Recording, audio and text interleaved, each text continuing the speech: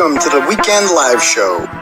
508 is where I'm from. We run down the biggest stories of the week with you every Saturday night. Let us know in the comments right now where you reppin'.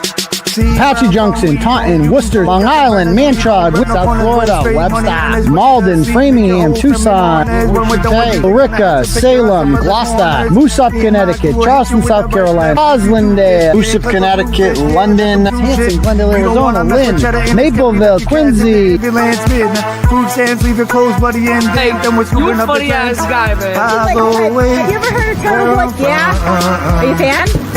508 is where I'm from. Hey, what's up? 508 is where I'm from. How was that? You a friggin' idiot. Stop telling people that I'm mentally deranged and stupid. Call me Aidan. He's not a doctor, but... Get out of my store, please. You're a fucking loser. You are a loser. You're not a journalist. You're nobody. You're not turtle hair. Don't make such fun of the criminal justice system. NFL on the house, blog that. Let's get this party started. Boom. What's up, people? How's everyone out there doing tonight? Welcome back. Welcome back to everyone. Happy Saturday night. I haven't seen you guys in a while. It's been almost a fortnight. I think it's been since last Tuesday that I saw all you fine people. Maybe some of you forgot. You know, I saw some people thinking that the show would be on Tuesday night, but no, it's tonight. We got to get back because honestly, you know, the daddy thing is kind of a joke, but it's kind of not a joke. And I hate to say it, but like, you know, for Christ's sake, children, like I leave for 5 minutes and the whole house burns down and people are out of control. I go on the Twitch and it's just out of control. I mean, you guys can't play nice and daddy's got to come. This is why they call me daddy. Cause I come back and I come here and the whole thing's in disarray. And all anyone's talking about is John Barron. And I have some thoughts on that too. All right. So we'll talk all about that. But before we do that, let me just introduce myself to those people who are new here. My name is Aidan Kearney. This is my program, my YouTube presentation. You can call me a variety of nicknames if you like. You can call me Turtleboy. You know, that's a lot of people call me Turtleboy, Uncle Turtleboy. I prefer Dr. Turtleboy. Because those are my pronouns, and if 𝗀𝗿𝗆 gets to be a doctor, then I definitely get to be a doctor as well. You can call me, you know, Daddy, Crowd Daddy. You can call me Journalism Jesus, Timothy Kearney. That's my true crime name and my Facebook name. Follow me on there. I don't care what you call me. Just be here every Tuesday and Saturday night, and make sure you smash that subscribe button for me. All right, because the trial's over. But I need more subs, right? We're growing like 1,000 people a day, and now it just stopped. We're getting stuck at, what are we stuck at right now? 100. I need another trial. What are we at? We are at 162,765. So I mean, but luckily the content around here never dies, so there will always be something. So we're gonna get into all that. But what else do we got going on? Yeah, so that's who I am. If you guys want to have your messages read out loud to the class tonight, you can click at the link at the top for something called Turtle Chat. You click on that. You can pay whatever amount of money you want. And when you do that, you get to write a little message. And I will read your message out loud to the class. And I will, you know, read the message, whatever you say. But you got to keep it brief. You know, you can't have one of these centigraphs, long, drawn-out thing about 7 years ago. And here's my thoughts about who killed John O'Keefe. Nope. I'm going to keep your money. There will be no refunds. I will keep your money. I will dunk on you. I will shit on you. And then I will read part of your message, but only part of it, not the whole thing. All right. So you can also cash at me, guys, at $, Uncle Turtleboy. All right. And do it that way. Give me 1 second. I just got to log into this account. So make sure I can read the turtle chats. Yeah. So my cash app is $, Uncle Turtleboy. And let's see what this says here. Okay.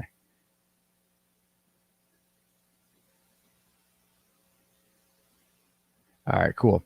Awesome. Yeah. So yeah, you guys might have noticed I was on vacation for a bit there. I was in Jill Daniels' least favorite place What did she call it there? Where'd it go, Jill? Where is it? Okay, no, you don't, because you're a fucking loser. Oh, I went to Truro because somebody gave me a thing. Yeah, so somebody gave me a thing in Truro, North Truro, actually, and right near Provincetown line.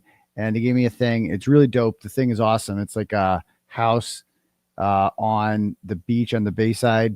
Obviously, there's like no houses on the other side. And it was awesome. Like my 4th year being there. I love it. It's like the greatest place on earth.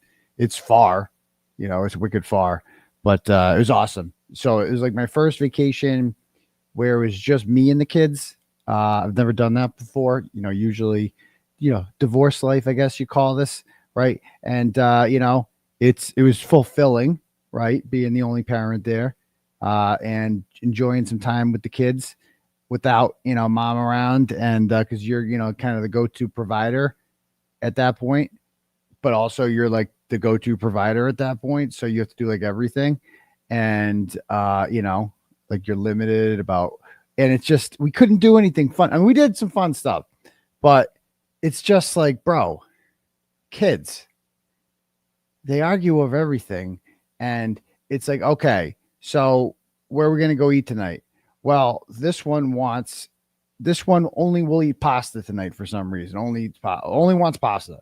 The other one's like, no, I don't want pasta. Okay. So what do you want? Grilled cheese. Okay. So we have to limit ourselves to whatever has grilled cheese. All right. And it's just like picking a restaurant took forever every time. It's just everything took forever. Everything took forever. But we made it happen. And we had a good time. And then you guys might have seen on Tuesday, I met with Ben Affleck. You guys might have heard of him before. He was in a couple movies. He was Batman, one of many Batmen. And my kids took a picture with him, but they didn't even know who he was. I'm like, oh, that's Batman. And I won't get into the details of what was discussed too much, or, how the encounter came to be, because I am contractually bound, right, with my movie deal with Compelling Pictures, not to discuss such things. So I'm not going to. But yeah, it was. He looked different in person. He definitely looked different in person. I'll tell you that much. You look more blended in. You just look regular. Regular. It's not what I was expecting, to be perfectly honest with you. But, that's what my kids didn't know who he was. And so I said, oh, that he was with J-Lo. And, oh, that's, she knew that one. No, okay. Oh, it was with J-Lo. Okay, cool. Yeah. So there we go. So, yes, correct. Misunderstood. Nice to see you. Compelling Pictures. That is the name of the production company who's got the movie, doc, and TV show, short series, whatever, the series TV show. Like if they do one of those, and my book rights. So they own all those rights.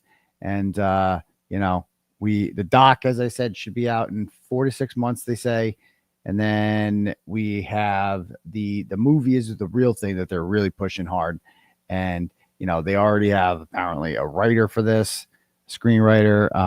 And I don't know who the director is going to be, but they have like a short list of directors, a short list of actors, actresses. I saw it made the freaking Boston Globe, right? The Boston Globe wrote a whole story on it. Apparently, I go on vacation. I post one picture with Ben Affleck, and that happens. So, but yeah, I was in the Globe. So I'm not going to get into it. But it was cool. It's cool to meet my homie Ben Affleck. But and maybe I'll get to see more of him. We'll see. Anyway, what else was I going to say? Oh yeah, so other shit that happened up there.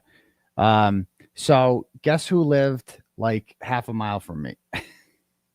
All right, so I go out for a jog, right? And it's okay. I bring my daughter with me for the first. She wants to come with me. She's 10 now. She can go for like a mile or so. So I would just run. I do this thing where I just run like a mile down the street and then back, and then check in on them, and then run another mile and back and whatever. So that's how I got my exercise. But anyway, I'm running down the street, right? And there's only like one road in North Truro. There's like 2 streets in all of the Outer Cape. There's 6 and 6A. That's it. So obviously I'm not living on 6. Nobody lives on that. It's the highway. So I'm 6A, and every house in North Truro is on 6A. And I used to running down the street, and then I go by a house, and who comes out of the house? Jackie Dougal does. It's fucking Jackie Dougal. And I'm like, oh, I just kept running because I'm running. I could have stopped. I could have said some shit. First of all, I don't need another witness intimidation charge. I feel like I've said, even though they're not witnesses, they can just make shit up. She said some shit to me. Jackie Dougal did. Remember, Jackie Dougal is the most cringe person. Let me see if Jackie Dougal, TV Daily News. If you guys don't know who she is, we need a quick refresher on who Jackie Dougal is. She's a real peach. I want to see the Carl. You got to see the George Floyd video she did. That was the funniest one she ever did. I'll pull this up here.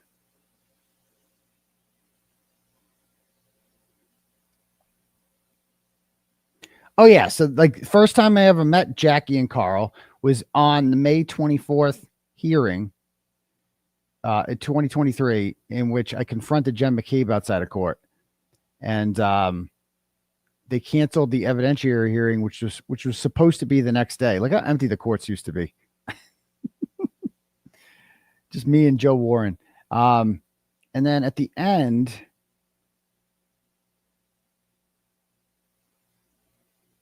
let's see. So there's me confronting Jen. Did I see when Carl says some shit? Okay.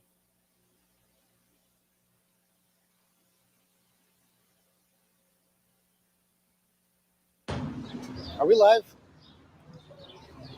Are we live right now? Oh, no. He didn't. We know. So this is the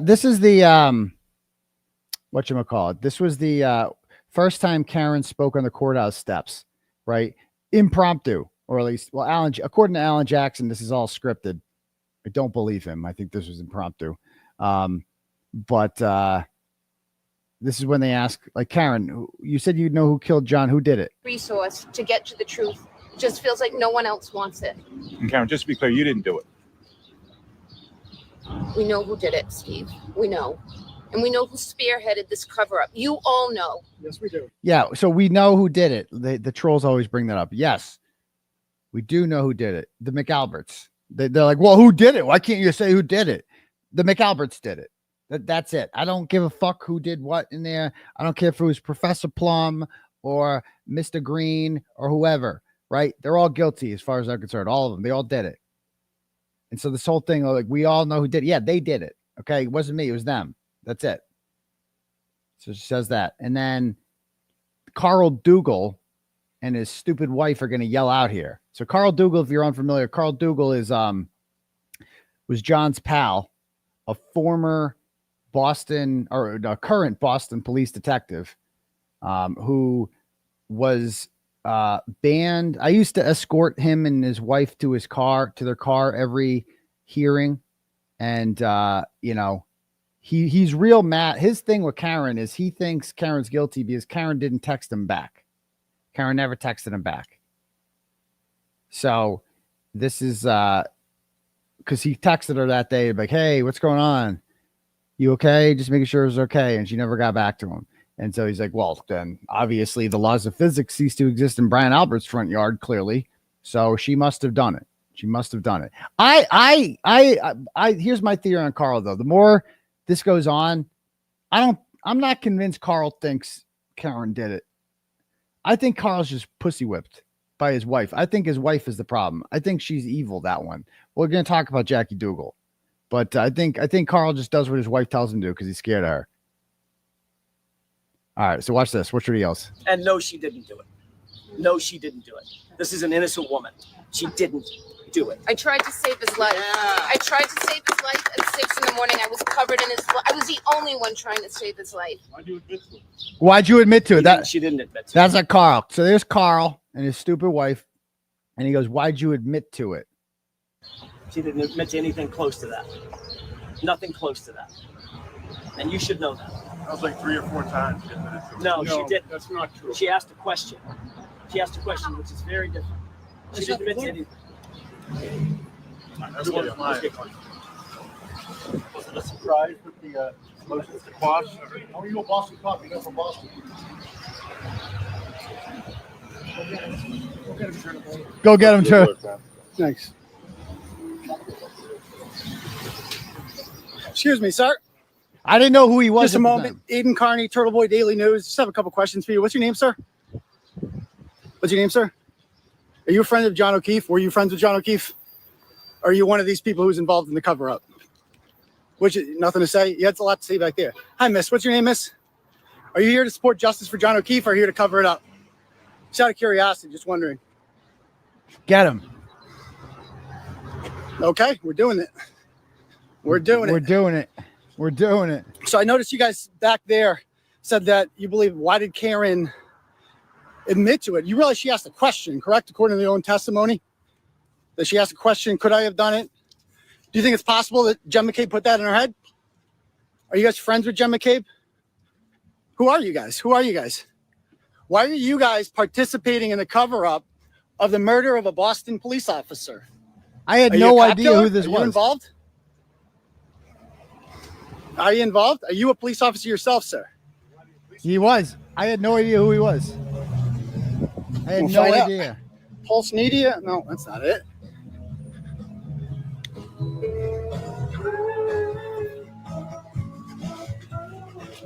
The old man. Okay, so were you guys involved in covering up for John O'Keefe? Are you a Boston police officer? Who are you, sir?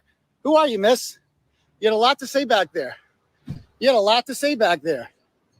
They got nothing to say now. You got very little to say now, folks. Very little to say now. All of a sudden, they got shy.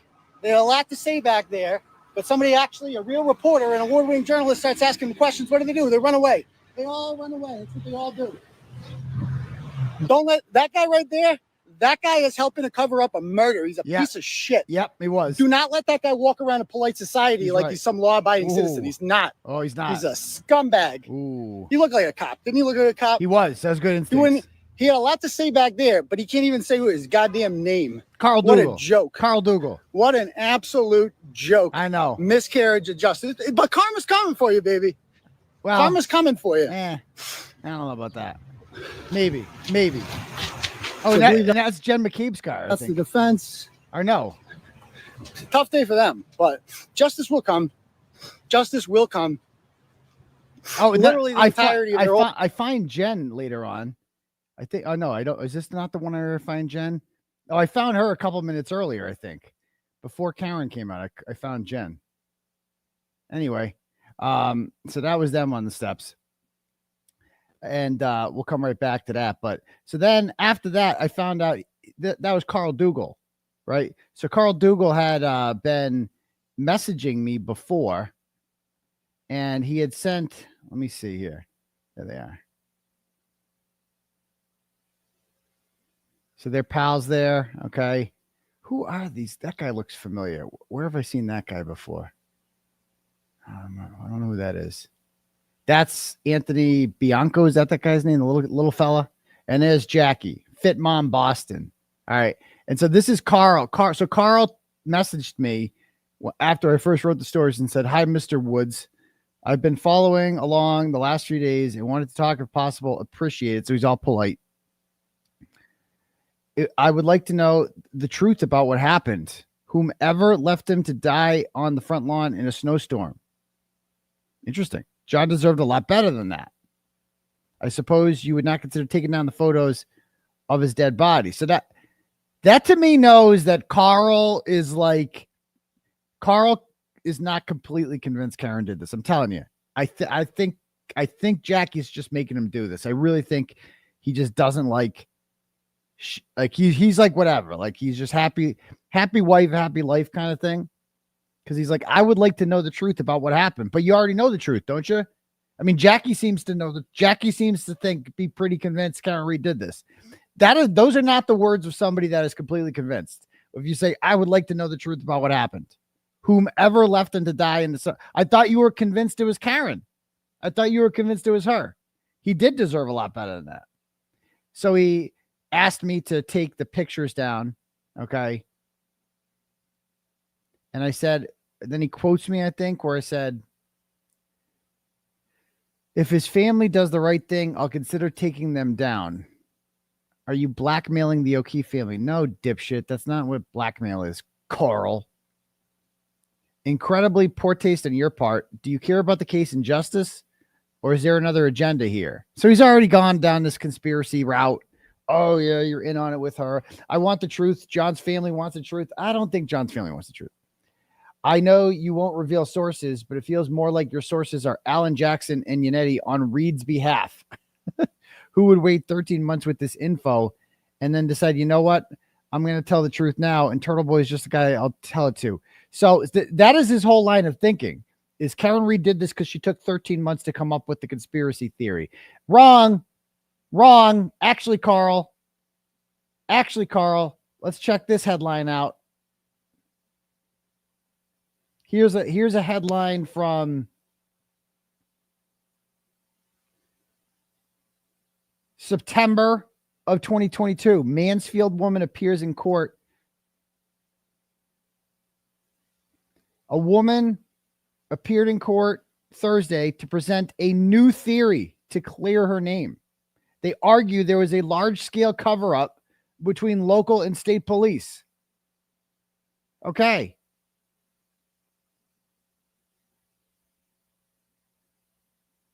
The defense presented new evidence Thursday saying that O'Keefe's injuries indicate he was severely beaten. The paperwork says the homeowner had ties with Canton and state police. The agencies, they don't even list Brian Albert's name. The agencies that conducted the death investigation and alleged collusion between them.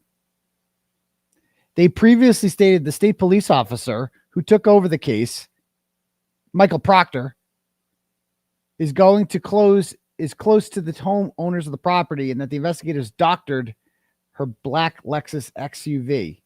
Yeah. There you go. So it's actually a long time before that, Carl. This isn't some new theory. I hate when they say that. Oh, there's a new theory. No, it's not. She's been saying this since day one. What you talk about? So anyway, back to this. Yeah, so he's mad because I showed these. So I said to him, I just go, okay. You might look at this one. You might be right about who is responsible. I don't know. Bro, I'm telling you, Carl thinks something's up. I'm telling you right now. I believe this to this day. Like, the only reason these people think Karen did this is because they think they fell for a conspiracy theory that Karen Reed is like some puppet master who made me say all this shit. Like they're kind of convinced by what I said. Like you saw my messages with Paul O'Keefe early on. Paul O'Keefe was like this close, I feel like, as well. Like Paul O'Keefe knows something's up. I'm telling you.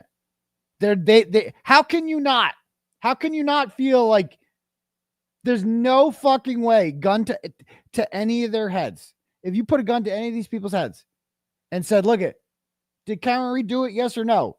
If you get this wrong, boom, you're dead. You got to get your whole life is on the line right now. If you get this right, if you get this right, you live. If you get this wrong, boom, you're dead. Did Karen Reed kill John O'Keefe? You know what they would all say? No.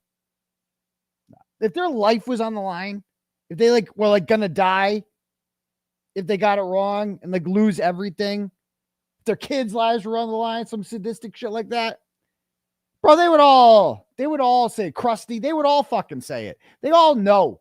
None of them are really that. Only the real retards are think that, some of them believe, but Carl's not that into it.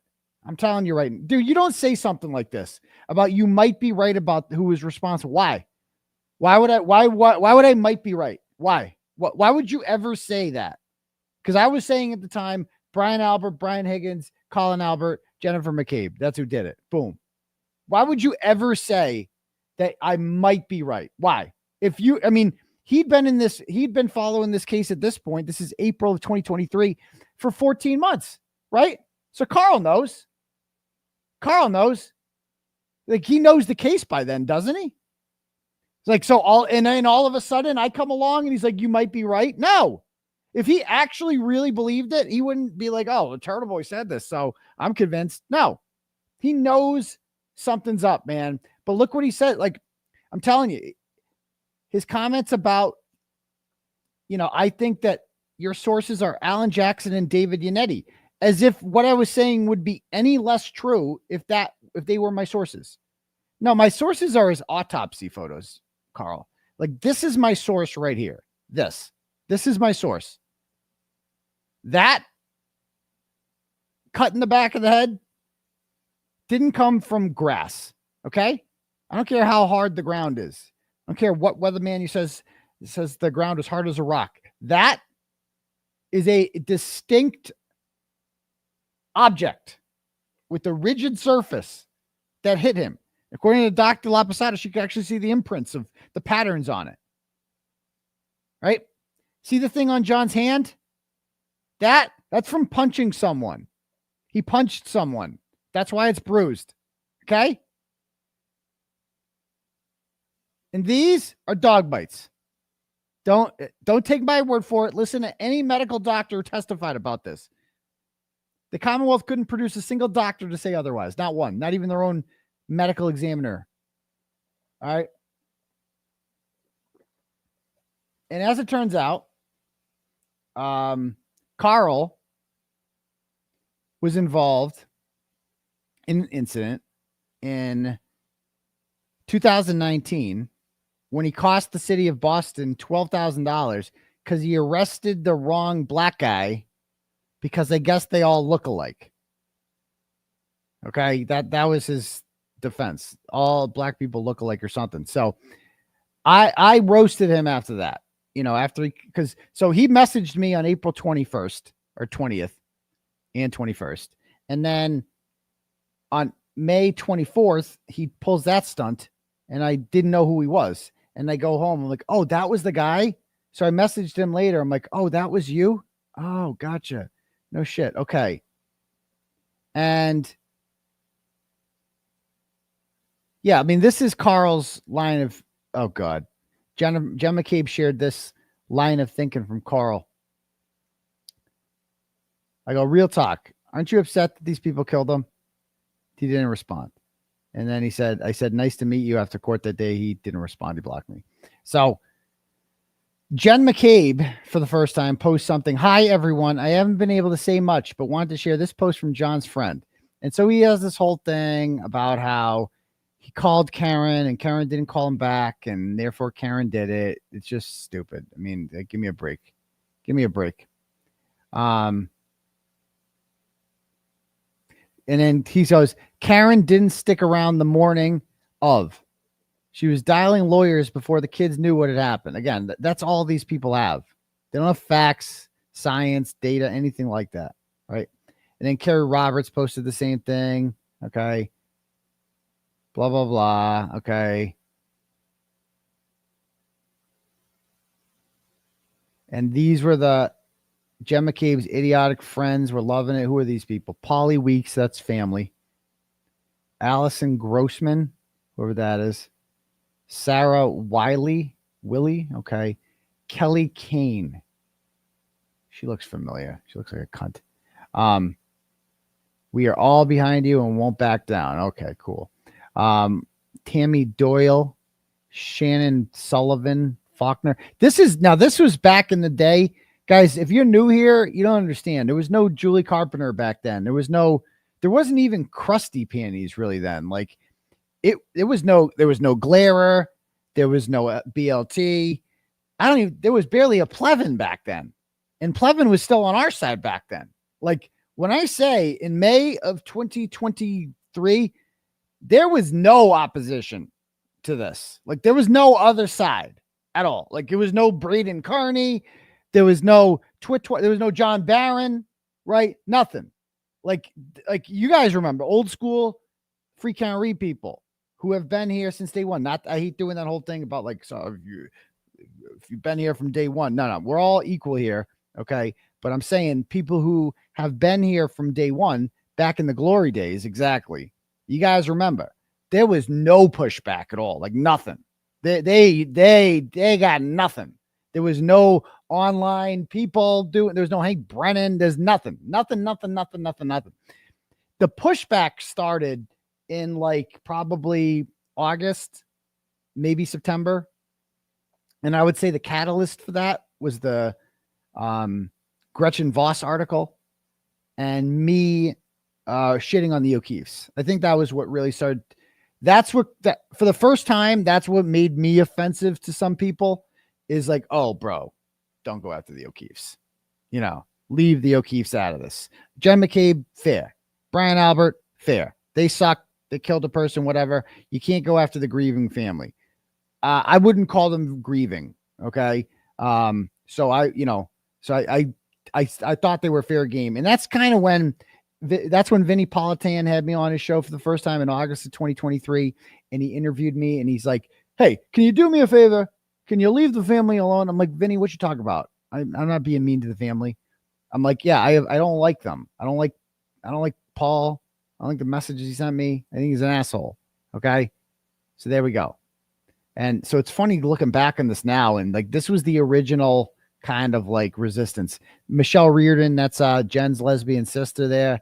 Annie McDonough, Billy Adams, whoever they are. Kathy Galvin or Rook. Oh, why does that name sound familiar? We are all behind you and the entire family who has had to endure senseless pain and suffering. Oh, Galvin. So that would be related to Bob Galvin. Okay. All of you continue to speak the truth. It's too bad she did not choose to do so and instead chose to ruin several people's lives and character because she is a coward. Oh, yeah, sure thing. Sure thing. Gene Higgins. That sounds. Melissa Thompson. Oh, Michelle O'Toole Gallery, the morbidly obese lady there. Okay. TB will pay and so will she. I don't think she will. Don't stop living your life. You have nothing to hide. Anyway, that's blah, blah, blah. Okay. All right. So anyway, so that's that. And then after that, I'm going on this tangent about Carl here, but it's going to be worth it. If you're new here, this content never gets old. So then Jen McCabe stopped showing up. After I confronted her on May 24th, she stopped showing up. But Carl didn't. Carl was the only person that kept showing up. There was no, like, it was just Carl and the O'Keefes at the July 25th, 2023 hearing and at the September 15th, 2023 hearing. The next hearing, I was in jail, right? But at those two hearings, Carl showed up, and the gentleman that I escorted him to his car. This is the first incident with Carl. Just got to get Carl on the way out. Huh? I scanned this car. Yeah, you want to take a picture? We'll go back and look. Aidan, you pull one too. Oh, yes, please. Grab it. Thank you. This is like 100 degrees. There he is. Appreciate what you're doing. Thank you. Carl, do you think it's appropriate to harass innocent women while they're on the courthouse steps? How come you have so much to say to Karen Reed, but you don't have anything to say to me? Are you worried that you're disgracing the Boston Police Department? Do you think it's appropriate as a Boston police detective to treat innocent women like that? Do you think that's appropriate? Do you? Look at Jackie. Look at Jackie. How do you feel about disgracing the legacy of John O'Keefe by showing up every day with the people who murdered him? Did anyone really ever call him Jake? Do you feel bad about that at all? Are you ashamed of that? What do you think of Jen McCabe's 227 Google call? You have a Google search for how long to die in cold. Well, your supposed friend was dying in the cold. She wanted to know how long it would take for him to expire. What do you have to say about that, detective? Oh, what do you got to say, Carl? What happens when a situation like that is brought to your desk at the Boston Police Department? Do you just often decide who's innocent or guilty based on a feeling? Dude, this chick, this chick's name's Kayla. Feel that Karen Reed? She's got no shoes on. This is so badass. She's just walking around with no shoes, and it's raining out. Owed you a phone call that morning? Is that what this is about? This never gets old. You got your feelings hurt, detective, by a woman? Is that what this is about? That you got your feelings hurt? That Karen woman who was Karen Reed was experiencing trauma. Trauma. She just watched her boyfriend die in front of her because your thug friends killed her. They killed her. And she didn't call you up to see how you were doing, and that hurt your precious feelings. Are you at all ashamed? No, look at him. Are you? How come you had so much to say to Karen Reed? I mean, times have changed, man. Like, Sergeant Hardo would never allow this later on. Like, this is the good old days. This is why there's a state police detail out there. Because, like, for those, again, new people here, you want to know why there's, like, so many police there? This is why. Because this is what I used to do outside of hearings. This is the tradition. Like, the hearings where you stay for the Auntie Bev theatrics, you know, come for the Auntie Bev theatrics, stay for the escorting Carl to his car every time. A tradition like none other. Yeah, you had a real big mouth. You got nothing to say now. What's up with that? This is the Do you have any comment about that? What do you? One of your own brothers in blue. Disgraceful. Disgraceful. How'd you like this happen to your daughter? Your daughter gets wrongly accused of a crime. Murdered. You are allowed to do this. Any comment on that? Any comment? I don't think it does vanish. Yeah, what evidence do you think there is? How come you got nothing to say? I mean, if there's so much evidence, if she did it, then isn't there mountains of evidence that you could just cite right now? Can you say one thing? One thing. Can you got anything? Nothing. You got anything? No, he had nothing. He couldn't say a single thing that made Karen Reed innocent. You know why? Because they hadn't been force-fed the narrative yet. They weren't told. There was no Jessica Hyde at this time. There certainly was no 𝗵𝗄𝗏𝗯. There was nothing. They had nothing. There was nothing for them to work with. They hadn't made the shit up yet. There was no microscopic taillight embedded in the clothing yet. That was new. There was there's no dog DNA yet. That hadn't happened yet. None of this shit had happened at the time of this. They had nothing. There was literally nothing. They couldn't explain, when I filmed this, they couldn't explain the Google search. They couldn't explain, they certainly couldn't explain the injuries. There was certainly no mention of taillight shattering on his arm and cutting his arm up. Like, until the trial itself, we had no idea what they were going to say caused the scratches on his arm. Like, none. Like, there were, remember that Jill Daniels proposed a theory that they showed the undercarriage of a Lexus LX 570, and it showed showed the muffler or something, like a lot. They said the muffler did it. That was what they were going to go with. Like, dude, give me a break. Give me a break. Watch Carl. Do you have anything? Is that how the Boston Police Department, if they find a body on a front lawn, is the official? Jackie, do you have anything to say? Do you have anything to say? You had a lot to say to Karen Reed. You had a lot to say to John's other ex-girlfriend, who also came to support him. You kind of thought you were a tough girl there, huh? Intimidating her. Really? You got nothing to say now. What is up with that? Why do you have nothing to say? You got nothing to say. Nothing. Nothing? Nothing. Disgraceful. Yeah. So he gets her in the car, gets in his Lincoln Town car, and then there was one other. Then I escorted him again to his car on September 15th. See if we got that one. Oh, there it is. First I got 𝗵𝗏𝗧𝗏𝗏. We've seen this one a million times, and then I got Carl. So as you can see now, there are more and more. There's more police escorts showing up for the September 15th hearing. This is unfortunately, this is also the day that I met the fake victim for the first time. She was across the street at a custody battle with Frankie. Frankie was in jail. She was there to make sure he stayed in jail. And then later on, we went, I did the Star Drive-In Theater, but I had a couple hours to kill, so we know how that goes. But anyway, in the meantime, I escorted Carl to his car once again, and this is what happened.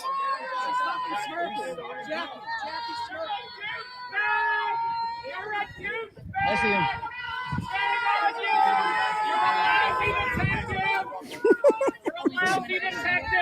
Oh boy. You're allowed. It's gonna be good. And this was when who was on it? We had Joe Warren was on our side of this day. Crazy Julie Ginto was there with a sign this day supporting us. So anyway, I do what I always do. I escort him to his car. There's Carl Dougal. He's a disgrace. He's a disgrace to the Boston Police Department.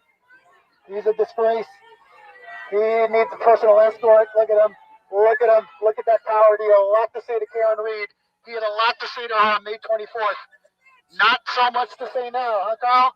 Not so much to say now, do you? There's Carl Dougal. He is a disgrace to the Boston Police Department. Carl is well aware that Karen Reed did not kill it. But Carl's feelings got hurt. Carl's feelings got hurt because Karen didn't call him back while he was experiencing trauma. Is that true, Carl? Are your feelings still hurt? Carl, can I ask you something? Why did you keep your car at Karen Reed's house for 6 months after John was killed? Oh, good question. Why did you do that? So you were using her, right? She was useful to you, wasn't she? She was useful to you. After she was charged with murder that you know she didn't commit, you allowed your car to sit in storage at their house for the next 6 months. Why did you do that, Carl? Why didn't you go and get your car? Carl, is it true that you got John's car painted? The good old days. Backed into it? Is that true, Carl? Are you part of the cover-up, Carl? That is, guys for this scumbag coming by. and that is Tara, Crazy Tara. There, she's with them as well. This guy's a horrible person. He's horrible. He's horrible. His wife is just as bad. Her name is Jackie Dougal.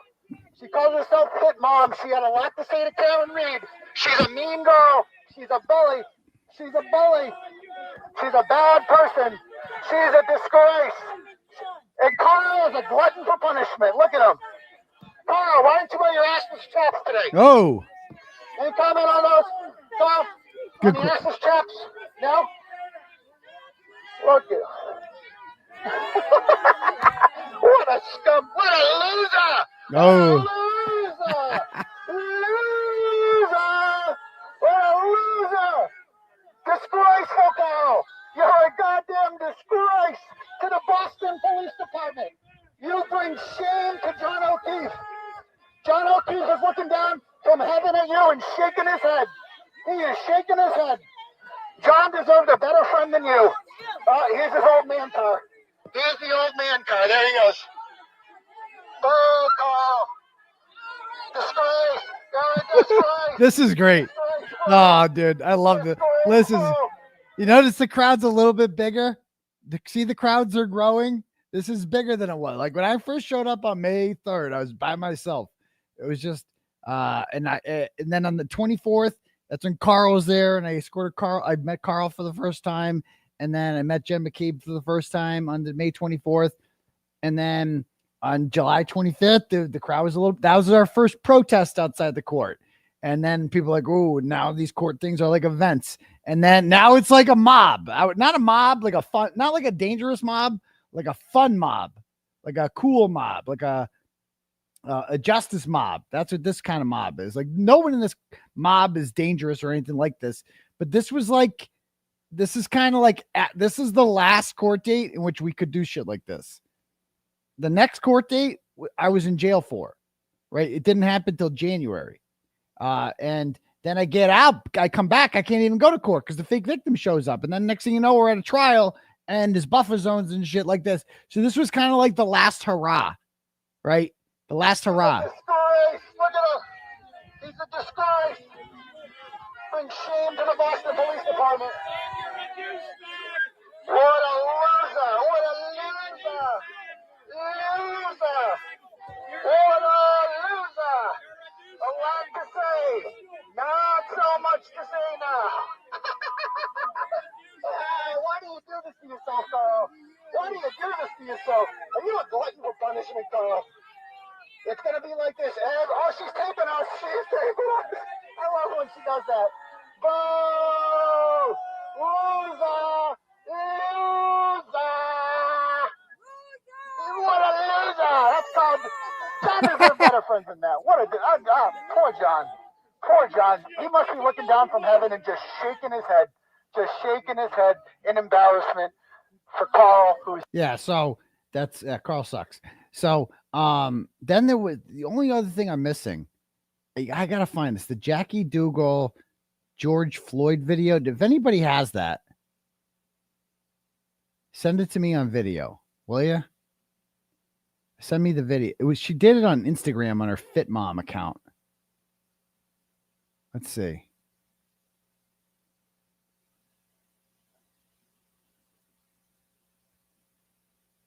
Huh.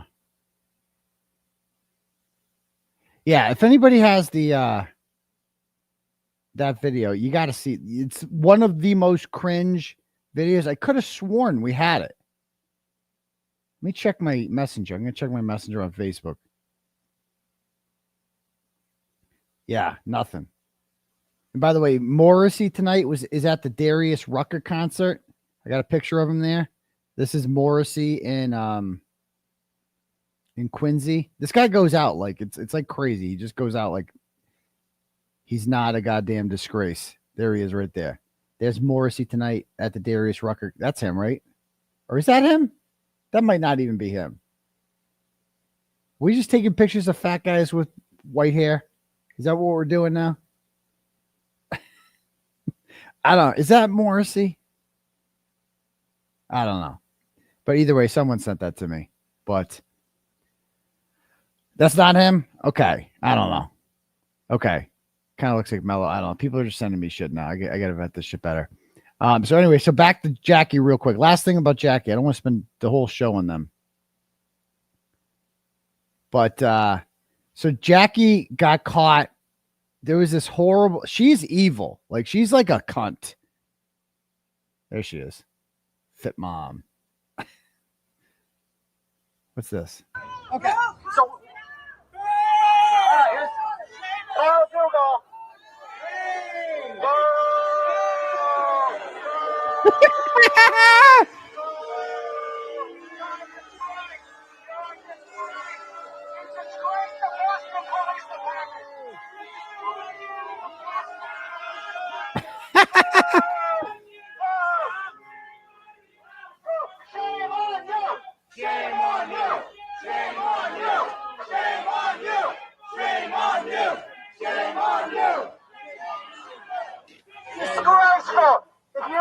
Yeah, that was all sweat. I was out there sweating my balls off.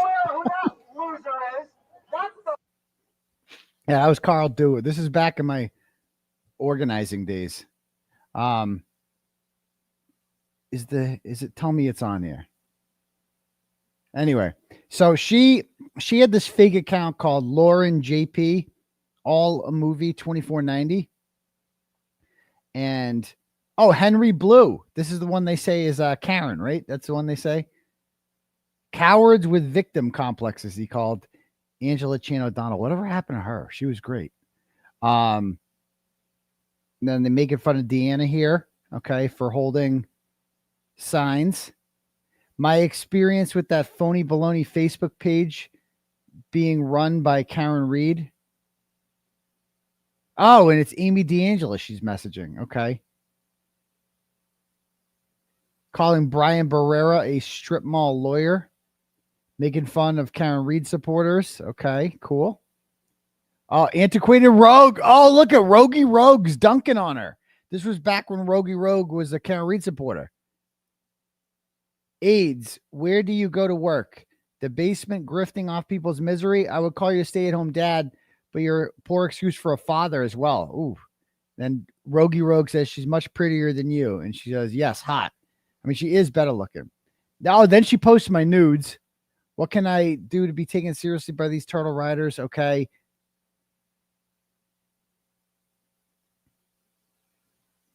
When Dr. Turtleboy is arrested, will he call his boss? Oh, see, this is fucked up. Look at I didn't even notice this. Look at this.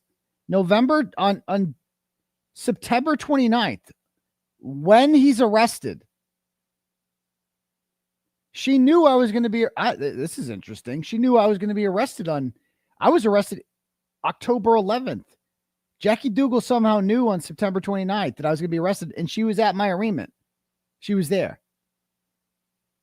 Is Nathaniel okay? Poor little used card salesman. Here's a bad word. I have to poop. Oh, there's me. Yep. Imagine caring what these people think. Okay. Did Karen Reed have an exes who lived? Where are they, and what do they have to say? Yeah, how come they can't find any of Karen Reed's ex-boyfriends who were, abused by her? Huh? Interesting. She was giving a press conference, answering questions. He was friends with her and John O'Keefe. She's a big girl. Why didn't she answer? I want to know. Okay. Now keep in mind, this is all anonymous. This account, nobody knew who this account was.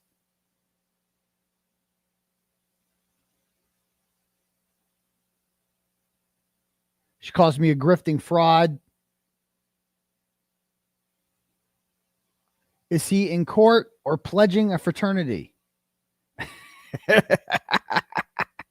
That my stylist picked that outfit out for me. Daddy is not ready for Superior Court. She calls me daddy. She calls Rita a monster, just like Kearney. Okay. Calls Karen a cop-killing drunk. Yikes. Okay.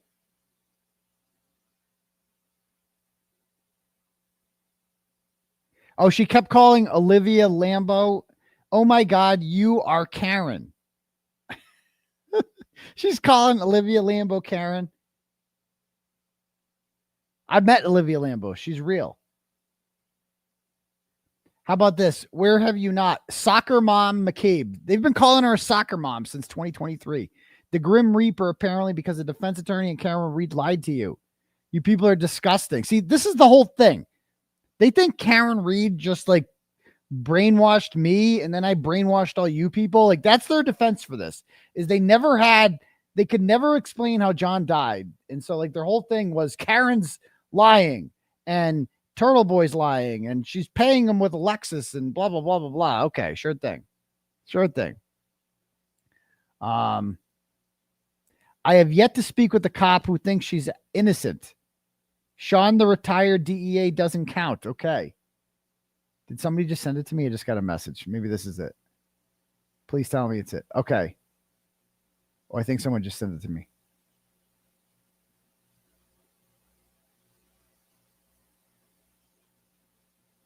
What timestamp?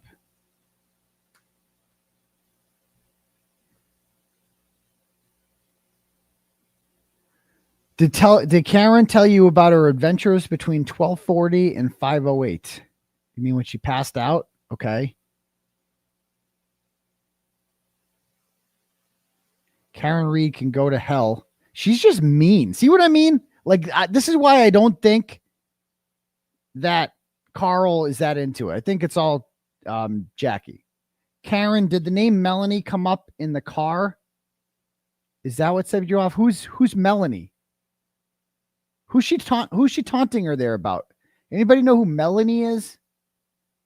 Was there Melanie? Was John shagging a chick named Melanie too? I can't even. All I know is Melanie Little. I don't know. She's so angry though. Or maybe it was Ashley. I heard all three women, Ashley, Melanie, and Amy, were beautiful people inside and out, loving mothers, and knew what sacrifice meant. What?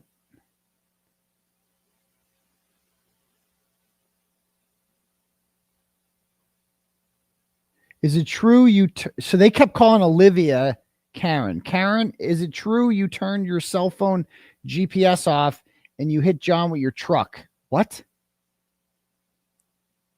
Then she responds to Plevin. Case in point, someone not interested in the truth, this Ben Franklin Karen Reed plant commenter.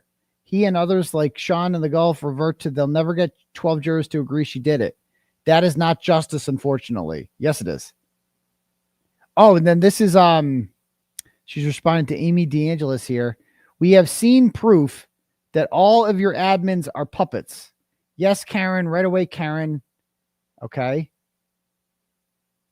She kept calling Olivia Karen, Karen, oh Karen. Why don't you post the entirety of Hyde's report? Why not post Green's credentials? Okay.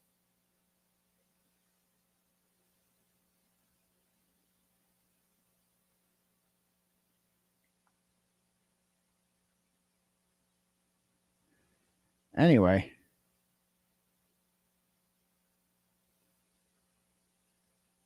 And here's how she got caught, though. This is the funniest part. So she actually went real world. She sent this chick, Semolina, something in the mail. Okay. And then this is how she got caught. So check this out. Watch this. So she posted screenshots. See, she posted screenshots here. Watch what happens when you click on them. Watch this. Look on the bottom. Look what comes up. Boom. Right there. Boom. It's Jackie's ID. This is the same. Didn't Jill Daniels get busted the same way on a fake account? This is how they always get caught. They always get caught doing it that way. So that's how she got caught behind the account. And then one of the first things she did, she signed back on, and then the next day she goes on a real account and she denies it. This is what she said on a real account. And this is still up. I want to make it known that Twitter account recently circulated is not and never was me. Okay. This case has brought up the very worst people on both sides. The blaming, shaming, and bullying is inappropriate. Oh, sure. Thanks. Okay.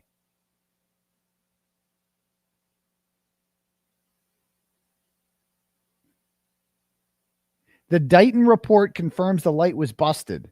Not according to, how'd that work out for you with Sergeant Barros? Oh, and then Julie Carpenter started appearing around this time. Anyway, who's this? Oh, Braden Carney appeared. See what I'm saying? They all start appearing towards the end. Anyway. All right, cool. So I think I got one more here. Do we actually get it? Okay, I got it. Thank you. So I got the Jackie Dougal thing. Let's watch this. The George Floyd video. You got to watch this. This is what she made during the Black Lives Matter thing. And now keep in mind, her husband's a cop. So this was like, let's see. So I found the video. I played it on my YouTube presentation. Choice. It is more. They're holding the John. She basically goes on YouTube, and she probably doesn't make that much money doing this, I'm guessing. And does her thing. Now she is a raging liberal, as it turns out, which is weird because most of the people in this are conservatives. Most of these assholes are conservatives. Because I went on her page, it had like RBG on it, like all this stuff. And which is weird because she's usually the cop wives. They're like, usually they're conservative. And this is on June 1st of 2020, right after George Floyd died. We got to watch this speech, dude. This was too cringe. Just watch this. Let's have a good laugh. Here we go. Say that I told your mom that. What the hell? Hi everyone. I just wanted to say that I have been thinking a lot this week and just didn't really feel like I wanted to do a workout. She can't work out. I've actually been on a couple of runs recently, just good for you. To kind of clear my mind and to try and think. Give her a break. Give her a break. Okay. About George Floyd. Kind of tough, obviously, 10 weeks with this whole thing, but then, this with COVID. Hey. Unfortunate, quiet. Terrible murder took place. Does murder took place? Like, she's talking about George Floyd. Like, the murders take place all the time. And she's sitting here like, oh my God, I'm so affected by George Floyd. I'm so affected by it. That's a good point, Turtleboy. Her husband's a Boston cop. Doesn't he see murders like all the time?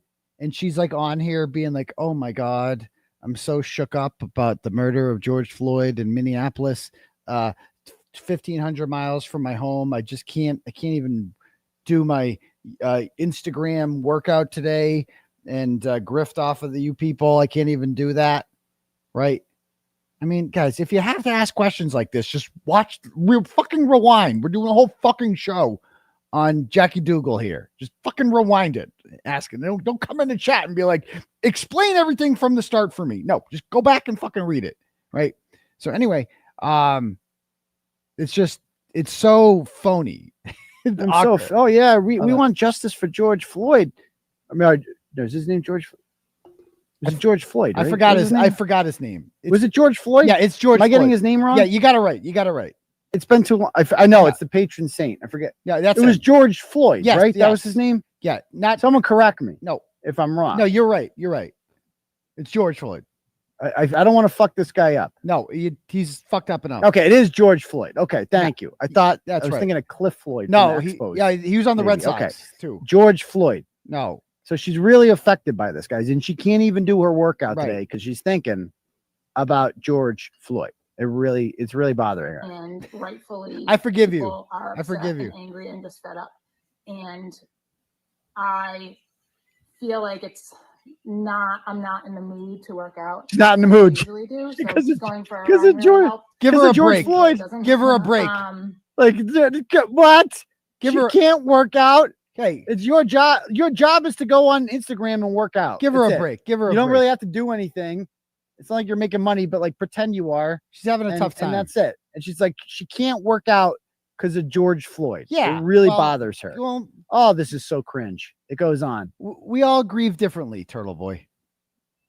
So I just wanted to say that I will be back on Saturday. I'm gonna, I do love weighted workouts. Kind of gets my mind off things too, gives me a little energy. So I will be back on Saturday. Okay, good. Thank God. Thank God. To know that, thank God. It's okay to kind of like take a step back and reflect and think and listen and learn about events that have been taking place for a long time in this country. And what's that? The people who are affected. Wait, the people who are affected. Okay.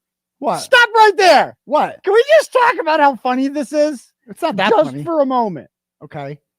If you guys will remember, her husband, Carl Dugals, this has been happening to people for a while. She talked about black people. Yep.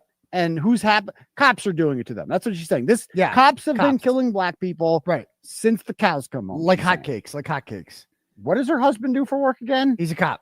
All right, he's a cop. Well, detective. Oh, right. Not a good one. So isn't he part of the problem then? And not just any cop. If you'll recall, fair, her husband got the city of Boston sued, and they had to settle for $12,000. It's not that much. Because dumb Carl was out looking for a black guy one day. Yeah, he was. Racial and profiling. he arrested the wrong black guy. Racial profiling. Not good. Because I guess to Carl, all black people look alike. So he just goes around. He's like, I need a black guy. Anyone will do. Just pick I one. wrote about it. Go search it. Pick one. The city had to settle for $12,000 because they inconvenienced this guy by arresting him. I mean, it's a bit more than inconvenience. Picked up the wrong black guy. Yeah. So your husband, of all the cops, well, I don't know what percentage of Boston police officers have gotten the city sued for arresting the wrong black guy, but probably 1%, if that. Not Kelly Deaver. She's never done that before, to my knowledge. And so of all, they say most of the cops are great cops, but then there's a couple bad apples. Yeah, that's Carl. Yeah, that's Carl's the one. He's the one they're talking. The guys who just go around and picking up black guys. Yeah, that's the problem, cop. Yeah. Carl's the problem. It's a good point. He's not one of the good ones. It's a good point. That's fair. It's so fucking ironic. A little bit. So this is one area you can't go near. True. You can't do Black Lives Matter. No. No. That's off limits. Yeah. Because Carl got sued for arresting the wrong black guy. Yeah, it's like Krusty Panty's talking about, good parenting. It's like you just stay away. It's like when she talks about parenting, it's like that's the one area she should stay away from. Parenting. Don't go there. Stop it. It's like R. Kelly doing PR work for respecting women or some shit. What? You can't do it. You're gonna look silly. Stop it. Okay. Let's listen to. But look at how she's very upset. Look at her face. She's sad. Look at that face. Give her a break. Oh, Give her a and break. yes, it's okay to laugh at her because Well, she's a cunt. Sorry, I said it. she's a little okay. It's okay to laugh at her. I like that. There's nothing wrong with laughing at her. It doesn't Well, make you a bad person. She deserves okay, it. yeah, because she is a mean girl. Fair. She harassed Karen Reed, and when I said this, I didn't even know at the time about the fake Twitter account. She hadn't doxed herself yet. John's other ex, Lindsay, outside of court. Yeah. And she thought she could do that with it. Like she would do this to you in a heartbeat. Yeah, she she's a- deserves this. She deserves to be mocked It's tough. and ridiculed. Yeah. Because she's a Yeah. bad person. Look at that face. Right. Look at that face. Pretending to be sad about George Floyd. Yep. I'm kind of in a I mean, another situation too where my husband is a police officer. Oh, yeah. Police officer, and I Yep. do know that the majority of police officers in this country, especially here in oh, Boston, right. are doing all they can to help us every day in and out. And What? Not the black guy that he arrested. That guy didn't do too well. there should be Oh, here it comes. Here it comes. Look at her. a rapport between Look at her. the community and the police. And that needs to change. You know why there's a bad rapport between the community? The community, she means the black community, and the police? Carl. Because people like your husband go around picking up stray black people and throwing them in paddy wagons without making sure they got the right black guy, without asking for ID. That might help. Oh my God, the face. The face is too good. The face is too good. Look at the face. She's so look All at her. right, so anyway, so you guys get the point there. And then one more video, I promise. Last one of Jackie. We can't have a whole show on Jackie Dougal. First show back from vacation. This all came from, I was telling you a quick little story about her. So watch this. Watch this. That's Carl. It's Carl. There he is. Oh boy.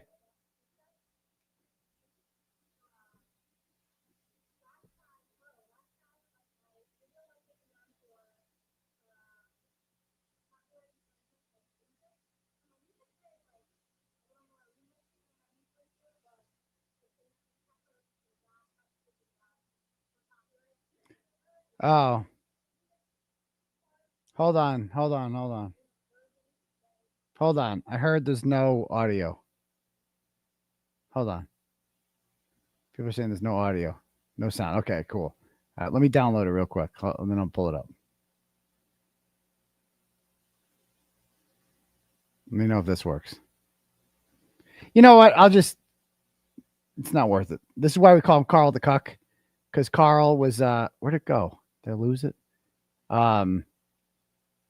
He basically makes Carl dance. It's really embarrassing, but that's why I don't think Carl's that into it. So anyway, as I was saying before, I go for a run. She comes outside and she says some shit to me, and I could have just turned around and like got into her there. But I'll be honest with you, I was running 7-minute mile pace. I was in the groove. I was not going to interrupt that for her. I was getting a good workout in. So it wasn't going to happen. But anyway, because we got to get to Cosgrove. We got a lot to get to tonight. So let's stop there with that. But anyway, let me read you guys some turtle chats here, shall we? Let's see what we got for turtle chats. Okay. First up, we got Melissa sends $5, goes, it's been a long week without your content, Turtleboy, but I hope you had the best vacation with your kids. Please announce that you're officially going to CrimeCon because you teased it, and I'm dying to see you there. I can't officially announce that. So not officially announcing that. So we'll see. Spanky's withdrawal sends $25 and goes, my, how we've missed our Dr. Turtle. I hope you enjoyed your time away. I just wanted to say that I think Brian Walsh's biggest mistake was Googling, how long does it take for a body to decompose? If he had Googled, how long does it take to decompose, 𝗀𝗏𝗆𝗃 and Proctor would have ignored it. Fucking immature. Yeah, probably.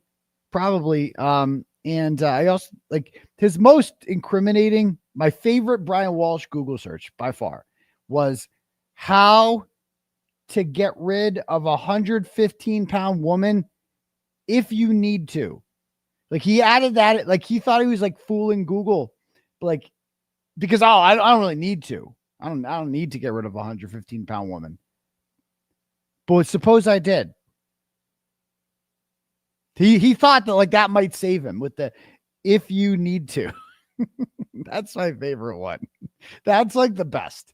That's just, bro. When I heard those Google searches, I'm like, this guy's so fucked.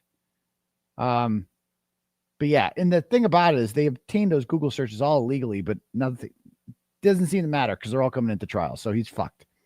I think we're going to see a plea with him at this point. After those Google searches were allowed in, I think there must have been a serious conversation with his lawyer about a plea after that. Although, kind of what's the point of pleading? I mean, there's no body. There's no body. No murder weapon. They're probably going to get him anyway. But, like, what's the point of pleading if you're going to get life without parole anyway? So you might as well take it to trial, right? I mean, that's the thing about not living in a death penalty state is that there's no incentive to plea on first-degree murder, right? Because you're fucked either way. So, yeah, anyway, so I was warned that they were there, and then I saw them there. I'm like, oh, great. Fucking Carl's here. Great. And I saw turtle riders everywhere when I was there. Every time I go to the beach or something, I'm like out in the water, and the people come up to me, and they're like, are you Turtleboy? There's like 10 people out there. And I'm like, yeah, how you doing? Nice to meet you. And I love doing it. I love saying hi to people when I'm out. I'm not like one of these too cool for school people. Oh, I'm busy. I'm with my family. Leave me alone. A lot of people say that. They're like, oh, I didn't want to bother you in front of your kids. No, they have like bets going. They always bet how many, when we go out, like they have bets about how many times I'm going to be asked for pictures. Right. And so there's that. Can I explain my shirt? Yeah. Jill Daniels touched me. C.F. McCarthy's incident, June 23rd, 2024. Jill Daniels touched me. Boom. Done. Okay. Claire sends $50. Thanks, Claire. And says, happy Saturday, doctor. We missed our date nights, but hope your vacay was amazing. Let's fucking go. Free Turtleboy. Well, thank you. Yeah, well, it was amazing. It was awesome. So thank you. 𝗫𝗄𝗧 sends $5. Goes, I've been wrongly accused of a crime before, and I hope your case gets straightened out. I do too. But either way, we're going to beat it because these charges are weak, man. And this whole case is a joke, and I ain't never going to jail. So there's that. Morgan sends $5. Goes, the doc is back from Truro. The crowd missed you, daddy. I missed the crowd too. But there's some people have been naughty. We got to get into that too. Okay, next up. All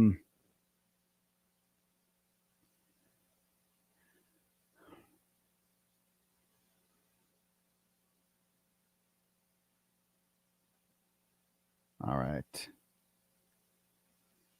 Angie sends $10. Goes, so glad you're back. It's been boring around here without you.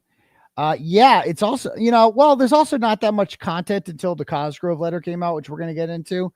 And even like with other cases, I mean, how many times can we talk about Brian Walsh? He's fucked either way. It's just not that much is, happening. But what else am I going to say? Yeah, this John Barron thing. Let's talk about this. So you guys might have, I don't know how many followers I've lost on Twitter over the last 2 days, but I have been I've lost like a couple hundred, I think, because I have just been retweeting John Barron. So there's this account that is making people lose their goddamn mind. Okay. And there's some account, it's called John Barron or something like that on Twitter. And for some reason, whatever reason, here's I don't want to offend the Karen Read supporters, okay? But there's I feel like a lot of people were drawn to the Karen Read case simply because they're addicted to drama. I think there's a lot of people that are interested in the justice and the whole, legal aspects of it and blah, blah, blah. But there's also a lot of people that just fucking love drama. You know what I mean? And there's a lot of drama in the Karen Read case in general with freaking, what's her name? Jackie Dugals is a perfect example of drama,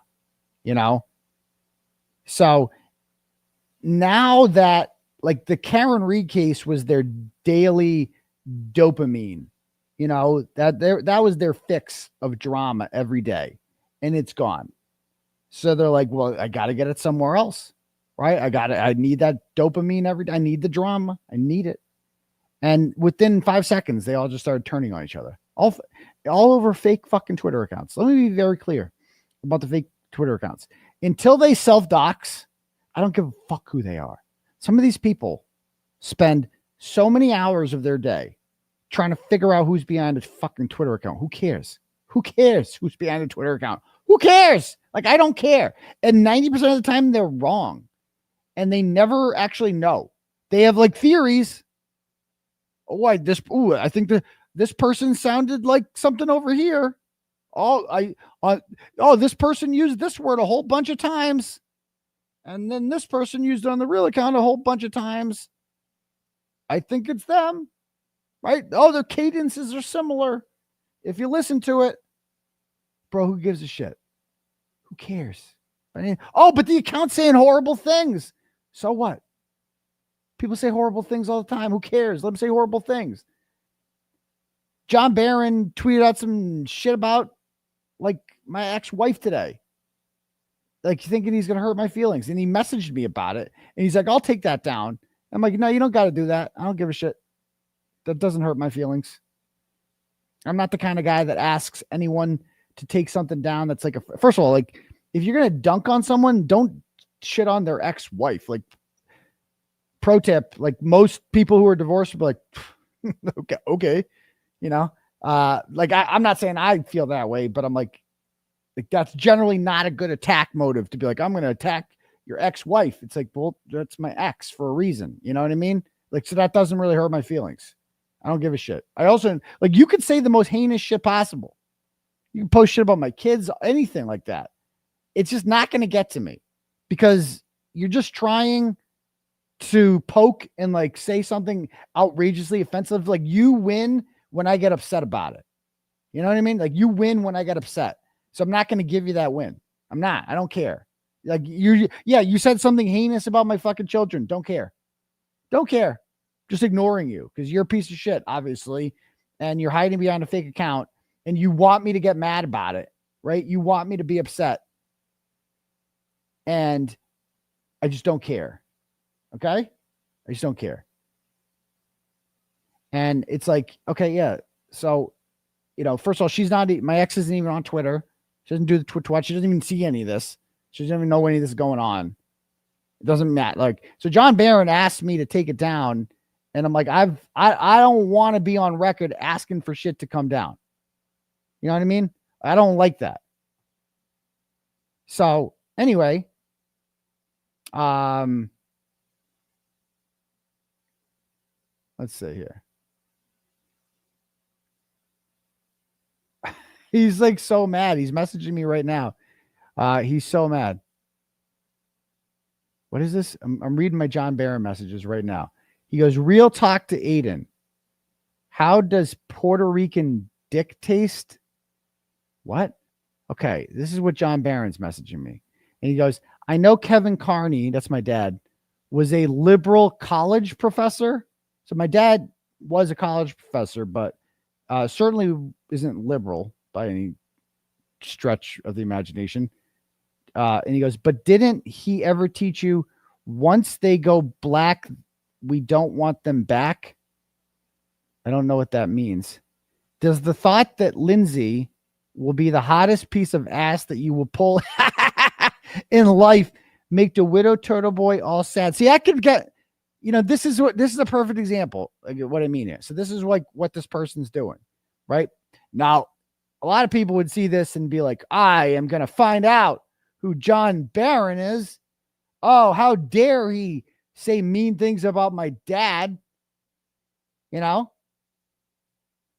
I thought Lindsay would be the hottest piece ever. Yeah, if you like flat-chested psychopaths, yeah, maybe.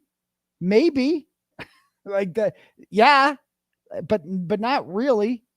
Trust me, bro, it's not a problem. Okay. But again, so what, am I supposed to get mad about this? And that's the difference between me and all these other people who are like looking for who John Barron is. I see this and I'm like, this guy's fucking retarded. He's fucking retarded. Why do I care about anything this guy says? He wants me to get mad about it. I don't care. And so What are these messages?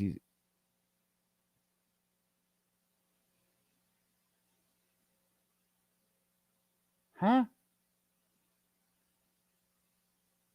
What is he even? He's sending me my own messages? You got to see this. John Barron doesn't even make any sense.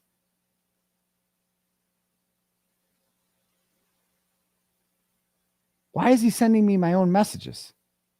He doesn't even make any sense. He goes, I didn't message you first. Yes, you did. Look at this. So I'll show my messages with John Barron.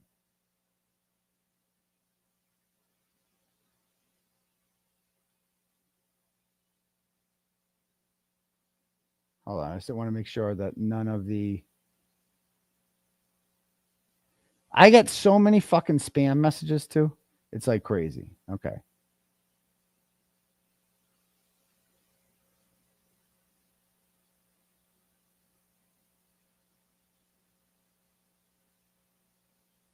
Okay. All right. Because I don't know how to make the ones on the side disappear. So I put up ones that aren't bad. Okay. So this is John Barron. All right. So he messages me last July and is like shitting on Twisted Tragedies. Court audio of Twisted Trash Bag has been released. And this was hilarious. This is when Twisted Tragedies got evicted for not paying like $50,000 in rent. And I'm like, I go, thanks. That was great. And then I started retweeting him. I'm like, oh man, you're a Twisted Tragedies fan now? Because now he's switched. So if you look back on the John Barron account, he was like all pro Turtleboy, pro Karen Reed, all this shit. And then something happened in like February of 2025. That was my research today. I found out like something happened. And now he's anti-Turtleboy. And you know what? I don't give a shit who it is. I really don't. But I will say I have a theory about it. Okay. I woke up and saw all the retweets from 2 a.m. I thought you were firing shots at me over 𝗀𝗄𝗎, and I overreacted. I'll delete the engagement pic if you want. I go, I don't ask people to delete mean things. I could care less. I go, I actually loved all your old tweets, and I could give two shits who you are. My question is, what changed? How do you do a 180 like that? And he goes, I apologize. I mean that sincerely. I know you don't care about mean words on the internet, but I deleted that picture anyhow. Okay. And he's talking about 𝗪𝗧 Citroni and the Attleboro attorney. You're a funny guy, but not like clown funny, like real funny. Remember you said before something like, oh, I'm just Mr. Internet Tough Guy. I'm not Mr. Internet Tough Guy. You are sadly mistaken if you think this only stays on the internet. Like, oh, so John Barron's going to like find me, he's saying. You know? And he's like, how do you feel about escorting Mary Bagwell around on Christmas in district court for an HPO hearing? So he's like, you know, basically saying, I'm going to like confront you and all this shit and blah, blah, blah. And then, so I go on his account and like, it's wild. If you go on John Barron's account now, it's like kissing Krusty Panty's ass, all this shit. But then I go on this other account. I'm like, dude, this account's awesome. I love this account. If you go on, he shits on Kim Thayer, Julie Ginto, and he hates Paul O'Keefe. He says horrible shit about Paul O'Keefe. And he says horrible shit about, he really hates Carl. He hates Carl the most. Shitting on Kevin Reddington. Shitting on Julie. Dude, the shit he would write about Krusty.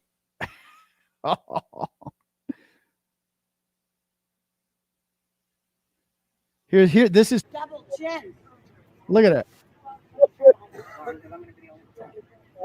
This is outside my arraignment. She's there to support me. Her daughter ran away from a group home, Krusty, and was hiding out in Dorchester where she was being stabbed by Jamal. Okay. Ironic that you're outraged by a job and children when you have neither. See, I love John Barron. John Barron's funny.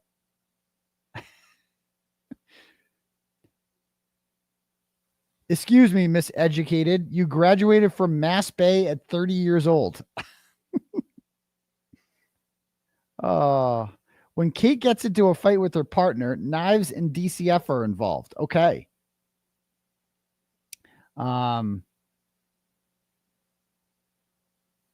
This is about 𝗪𝗏. Okay, mom of the year. They have two highly educated accident reconstructionists scheduled to testify. Is Teresa, her daughter, still blowing the entire varsity basketball team? Okay. Whose daughter was getting trains run on them in Dorchester? Oh, yeah, 𝗏𝗏𝗏 daughter. So he's just shitting all over 𝗏𝗏𝗏. All over 𝗏𝗏𝗏. Anyway, shitting on Missy Lurch. And he hates the Dugals. And he hates Plevin. He hates all awesome people. Like, I love John Barron. He's like, John Barron's like my... I don't know why people hate John Barron so much. I kind of love John Barron. Shitting on Brian Albert and Brian Higgins. Paul O'Keefe again. He really hates Paul O'Keefe. He hates 𝗏𝗏𝗏. He hates Peggy. He would shit on John a lot, too. He would shit on John O'Keefe a lot. Ken Dougal. He hates the Dugals, dude. Like, apparently, he found all this shit on the Dugals. Like, he found out that, oh, God, he's got 𝗏𝗏𝗏's kids that she gave away.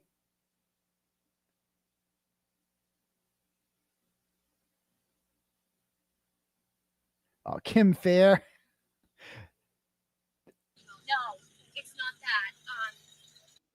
People will say, well, you hate Turtleboy, so that's why you're here. No, it's not that. I could never, my hate for Turtleboy does not mean I would want an innocent woman going to prison. But Turtleboy only defends the lowest forms of life. That is awesome. John Barron shares this awesome video of Kim Fair. Listen to what she says here. People will say, well, you hate Turtleboy, so that's why you're here. No. People say that the only reason that you're here is because you don't like Turtleboy. No, that's not why. What's the reason why then? No, it's not that.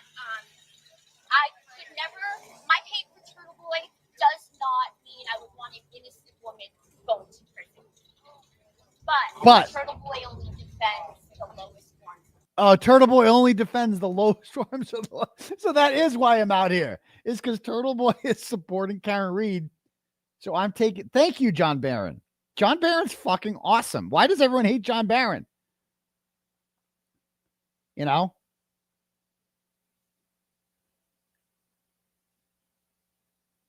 Anyway,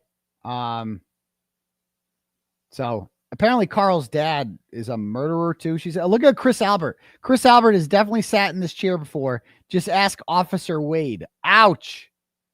Ouch.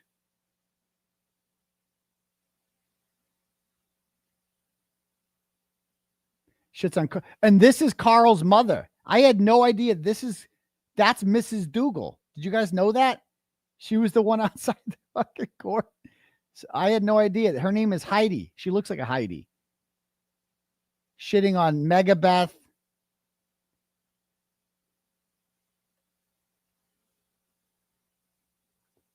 Anyway, you guys get the point there. All right. So that's my rant about John Barron is who gives a fuck who John Barron is. Anyway, back to this. Jessica sends $25, goes, thanks for calling out Bill Burr's silence on the case last week. I've been waiting for something from him. Canton style crickets.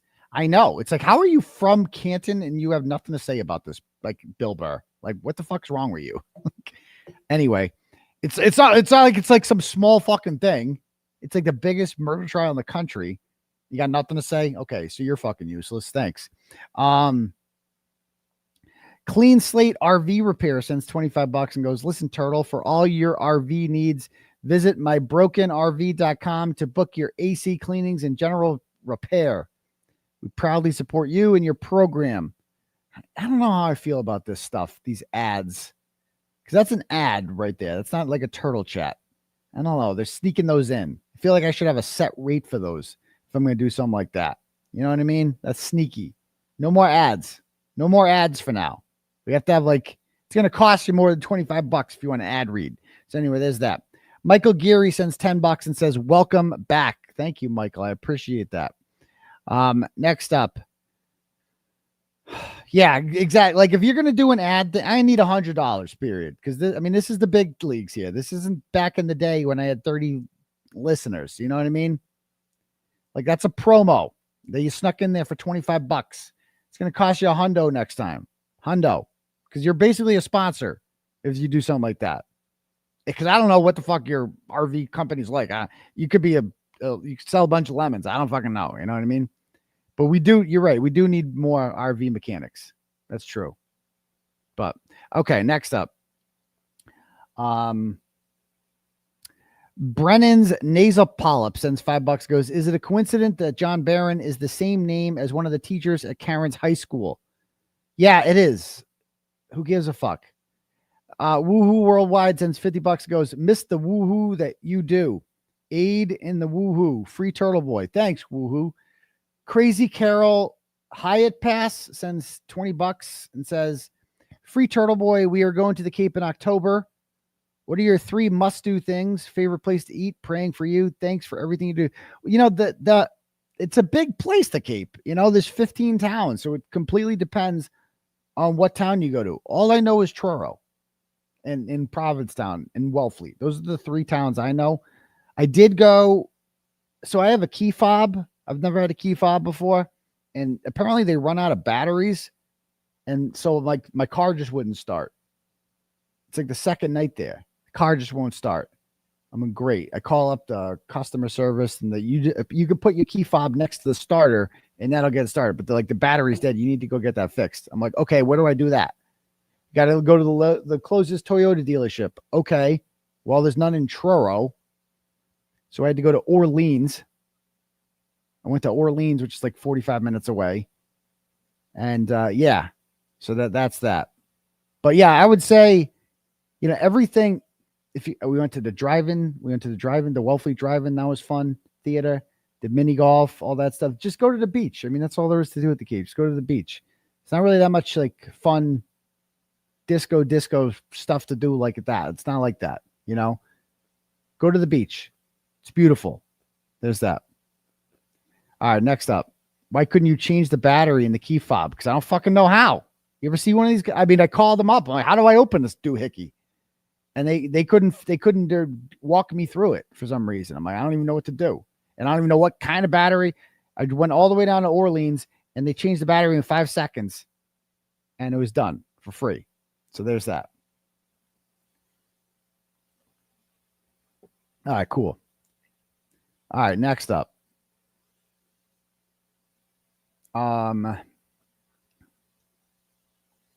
Elaine sends $5, goes, welcome home, Turtleboy. I'm a new member. I hope you had a great vacation with your kids. I did. We had a great time. Thanks, Elaine. Mimi sends $25, goes, I was just putting around my golf cart, listening to Tick Tick Boom in sunny Coronado, California. You were so missed by thousands. Real talk. How does that feel? You know, it's flattering. You know, I love having supporters. Makes me feel good about myself. Like I'm making a difference in the world. I love what I do every day. You know, I love that I have an army of people behind me supporting me. I also know that there are people who out there who seek to harm me and seek to put me in jail. I don't really think about jail that much, even though I'm out on bail. But, you know, and I'm facing 105 years. That's the other thing too. Can I rant about this for a minute? So I got somebody messaging me today. And I'm not going to say who, okay? But complaining that like, oh, I'm being doxxed. They're putting my name out there. And I just had to stop her. I'm like, You realize how insensitive this is, motherfucker? I'm facing 105 years in jail. Okay? Don't ever fucking come to me complaining about, oh, my name is out there. I'm being doxxed. Motherfucker, you're talking to someone facing 105 years in jail. Don't ever fucking come to me with your fucking doxing. Oh, I'm being doxxed. Go fuck yourself. I don't give a fuck if you're doxxed. Oh, but people are going to call me. They're going to have my phone number. Oh, no, not your phone number. Oh, God forbid. That's way worse than 105 years in jail. I don't give a fuck about your bullshit, about your online fucking bullshit. Oh, this account is saying mean things about me. Good. Maybe they should. Maybe you suck. You know what I mean? Stop it. They're gonna find out my name, my children. Oh, there's gonna be semen everywhere. I don't give a fuck about the semen and the doxing and the children. I don't care. I have 105 years in jail. Don't ever come to me about your small time bullshit. Anyway, back to this. So it felt good. It felt good is my answer. Thank you. Turtle, sends 19 bucks, goes, Ben Affleck, huh? Way to go, kid. Can I get a shout out to my big cousin, Freddie? Monday is his birthday. Happy birthday, Freddie. My friend called me today and said the drains in his house have been clogged a long time. Apparently his wife has been shitting in the tub for the past 2 weeks. Well, that sounds horrific. Still probably smells better than Krusty's bathroom, but okay. Emily sends $5, goes, it's so funny how far Carl had to park from the courthouse. He hated that shit. Gave you ample time to ask your award-winning journalistic questions. True. Emily sends $5, goes, watching your old live streams is like the Austin Powers scenes when he uses a time machine. I'm your 10 minutes from now. Damn it, you are sexy. We are sexy bitches. I know exactly what you're talking about, Emily. Thank you. Yes. It's true. It's true. Thank you. Next. Barbara sends $10, goes, hey, Turtleboy, welcome back. You were missed. Will you please wish my husband, Kenny, a happy 67th birthday? Happy birthday, Kenny. Brush your teeth. Thank you. Next. John sends $100. Thanks, John. And says, thank you for exposing corruption. Watching you from Northern California. Well, thank you very much. I appreciate that. Very generous of you. Appreciate that. Do we have any cash apps here? Let's see what we got for cash apps.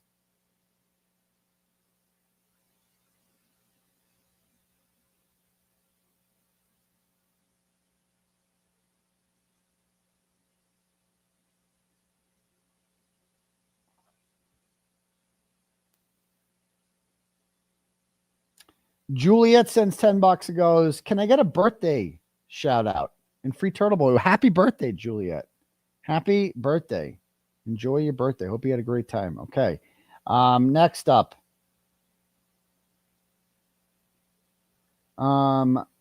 Lisa sends $10, goes, that day was a fun day walking Dougal to his car. I know those were good times, Lisa. I appreciate that.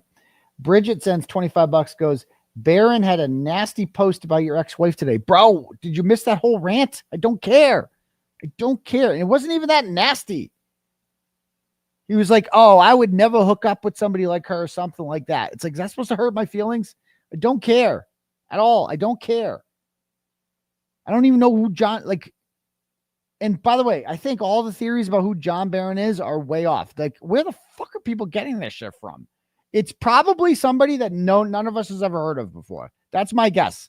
The dude has a thing. If you want to do real detective work, just look at his account. He's got a real hard on for Carl. He fucking hates the Dugals.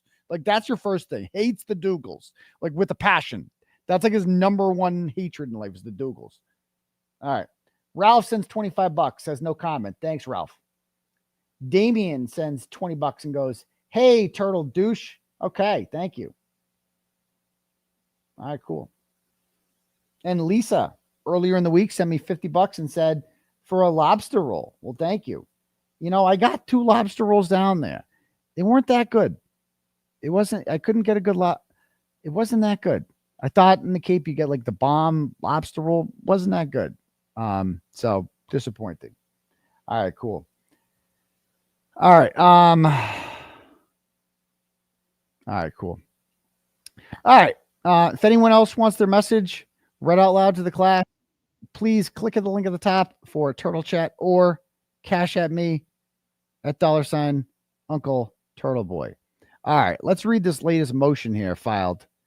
In my case, we got to talk about this and what this means because there's a lot of misinformation out there. No, not that. That's the turtle chats.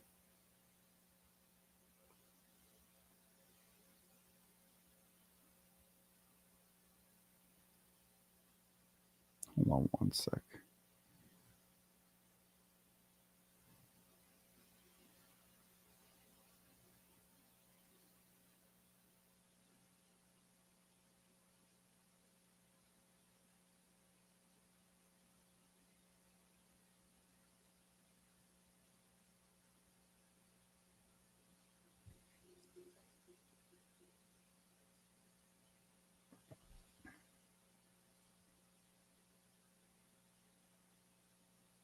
All right.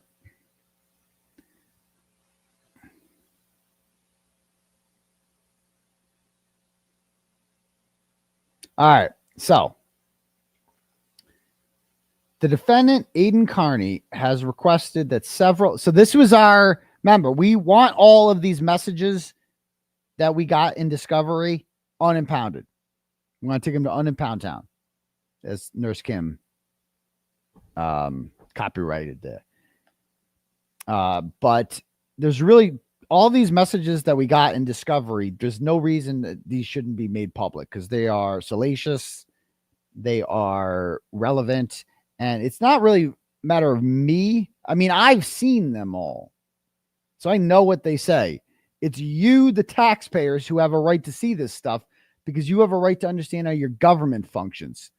And that's what we want released in these messages. There's no reason, there's no sensitive material in here. And so Cosgrove, who is about 5,000 years old, had to come up with some sort of response here for why the stuff should be unimpounded or why the stuff should remain impounded. As the defendant correctly states, much of the discovery supplied over the last 6 or 7 months has turned over pursuant to an agreement between the parties admittedly entered into without prejudice. The defense now indicates it wishes to withdraw its agreement. No, we didn't. We never once agreed to anything. We were just told this stuff is under protective order. Take it or leave it. You don't get it if it's impounded. Like what? We need to see it. So enough of this shit. It seems to be a little confused, however. This guy's like such a snarky fucking old man. He's 1,000 years old. Okay. As to what it is agreed to, which is not impoundment, as its motion states, but a protective order. Same fucking shit. The public can't see it. It's the same shit.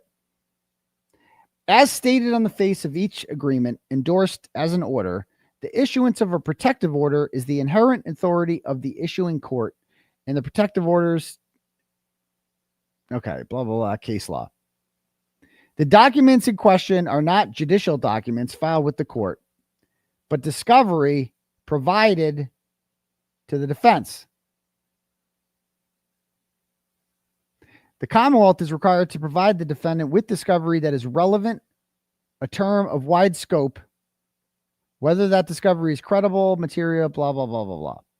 It is not surprising that the defendant prefers to characterize the orders in question as impoundment orders, where First Amendment concerns, though not unlimited in scope, are at the zenith for only the most extreme situations, if at all. Consideration and emphasis differs for discovery documents subject to a protective order. As to discovery materials, a litigant has no First Amendment right to access information made available only for the purposes of trying his suit. What? Case law, case law, case law. Okay. In general, the standard for protective orders is set forth in Mass 𝗵𝗵 P26C, which is analogous to the federal rule provided in pertinent part that upon motion by a party or by the person from whom the discovery is sought, and for good cause shown, the court may take any order which justice requires to protect a party or person from annoyance, embarrassment, oppression, or undue burden or expense. Okay? What?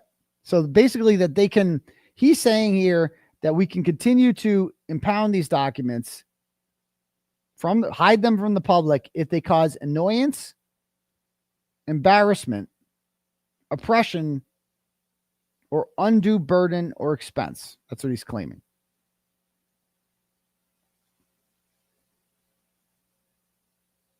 All right. The defendant, and so why me? So wait do you see what he gets into here. The defendant has has a self-documented history of attempting to taint the jury pool to obtain the results he desires. What? So he says that he wants these documents impounded because I'm going to use them to taint the jury pool? What does that even mean? Keep in mind, Hank Brennan issued a statement shortly after the trial was over, the Karen Reed trial, in which he blamed me for witness intimidation, which certainly was done to taint a potential jury pool. What do you think putting me in the media and arresting me does? It taints a potential jury pool, does it not? He's a witness intimidator. That taints a jury pool. It's incorrect. In the Karen Reed case, the defendant was candid as to the goal of his internet presentations and other activities. As previously noted, in 8/30/2023, jury influence. So this is another thing. They named my videos whatever the fuck they wanted to name them. Like, what is the actual name of this video? I'm going to go to this actual name of this video. Hold on.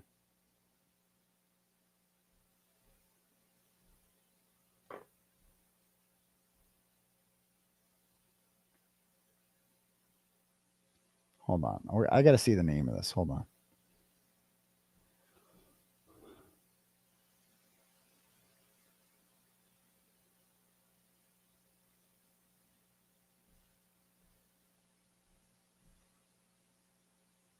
What does he call it? He calls it jury influence. But then you go over here and actually, would it be a video?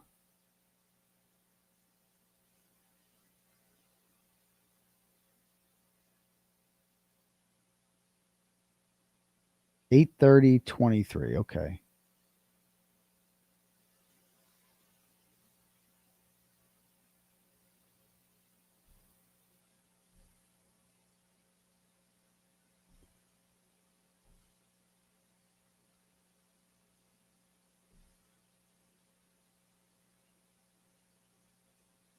Huh. I guess they don't have it on here. Where is it? Jury influence. Maybe, it must have been a live video I did then. Hold on.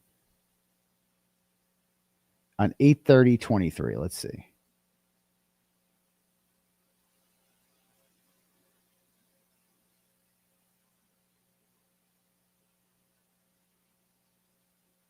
Yeah, I think this is the video. So this is the act. See, this is what I mean. Look, you guys see what the name of this video is? What's the name of the video? Protesting Michael Morrissey is the name of the video from August 30th, 2023. But look what they name it. Look what he names this. Jury influence. And this is how they presented this stuff to the grand jury.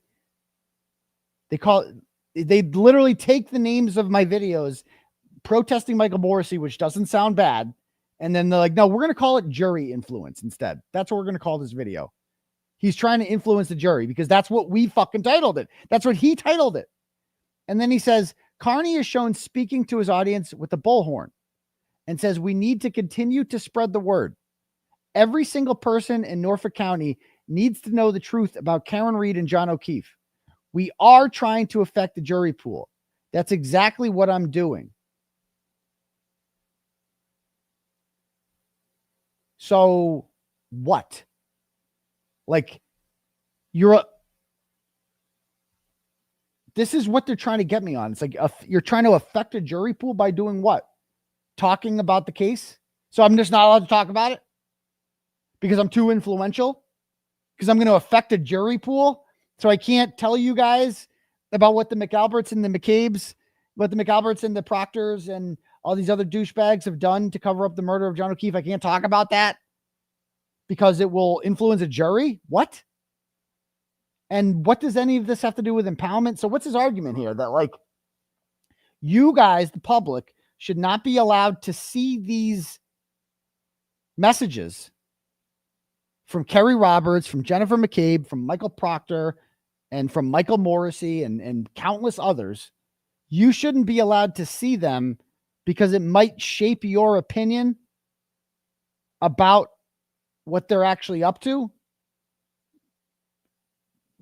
So his argument is basically, I think these should remain impounded because I don't want the public to know about them because then they'll think we're assholes.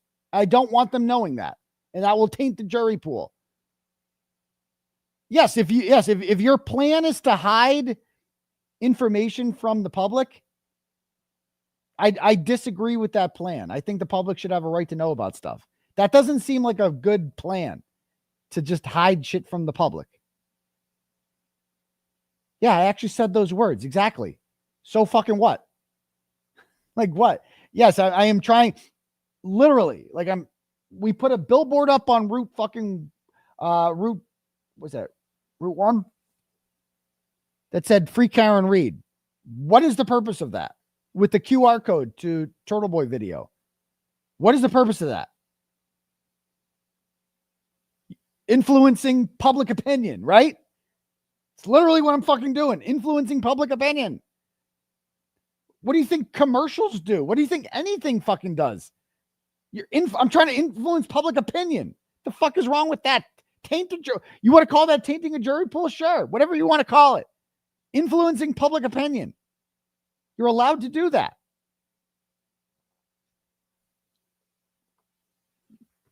In pursuit of that goal, for Kearney, extremism in support of Karen Read was no vice. And moderation in pursuing of attacking witnesses, police, prosecutors, the judge, the jurors and grand jurors, and even the O'Keefes. So he's saying here that, I guess what he's saying is that this stuff should remain impounded because I attack witnesses. So basically, it seems to be that he's arguing here that all of this stuff, if I was just a regular person, then all of this stuff would become unimpounded. But because I'm a bad person who says mean things about the O'Keefes, it should remain impounded. And notice he's got a footnote here, grand jurors. So what does the footnote say? See Kearney's YouTube presentation about comments on the foreperson of the grand jury that indicted Karen Read. So what? I found out the name of I looked on the fucking indictment. I saw the signature of the foreman of the grand jury, and I found out that she's from a long line of Boston police officers. That seemed newsworthy. And it's like, so these messages from Kerry Roberts should remain impounded because I accurately reported that the foreman of the grand jury comes from a long line of Boston police officers and might be biased in that regard. Okay. Now check this out. Here's another one. If Kearney has a pet word this one pisses me off big time. And it pisses me off. Like, this is how dishonest they are. If Kearney has a pet word to describe what he attempts to do to anyone who stands in the way of his objectives, it is to destroy. First of all, douchebag, it's hyperbolic. Like, destroy. Like, I'm going to destroy you. Like, we all fucking, look, welcome to the fucking internet. This is how people talk. It's what we say. I'm going to destroy your reputation. right? I'm going to fucking expose you. I'm going to destroy you. That's what people say. I'm not actually going to hurt anyone. This isn't a threat. Like we're trying to outlaw saying I'm going to destroy people, but I digress. This is what's really wrong about this. In the aptly titled episode 616, aptly, what does aptly mean? Appropriately, right? It means like in a manner appropriate. Okay. So he's saying in the aptly titled episode 616, trying to destroy Colin's life. So he claims that episode 616 of the Turtleboy live show is entitled Trying to Destroy Colin's Life. Let's go find out what the actual title of that video is, shall we? On my YouTube presentation.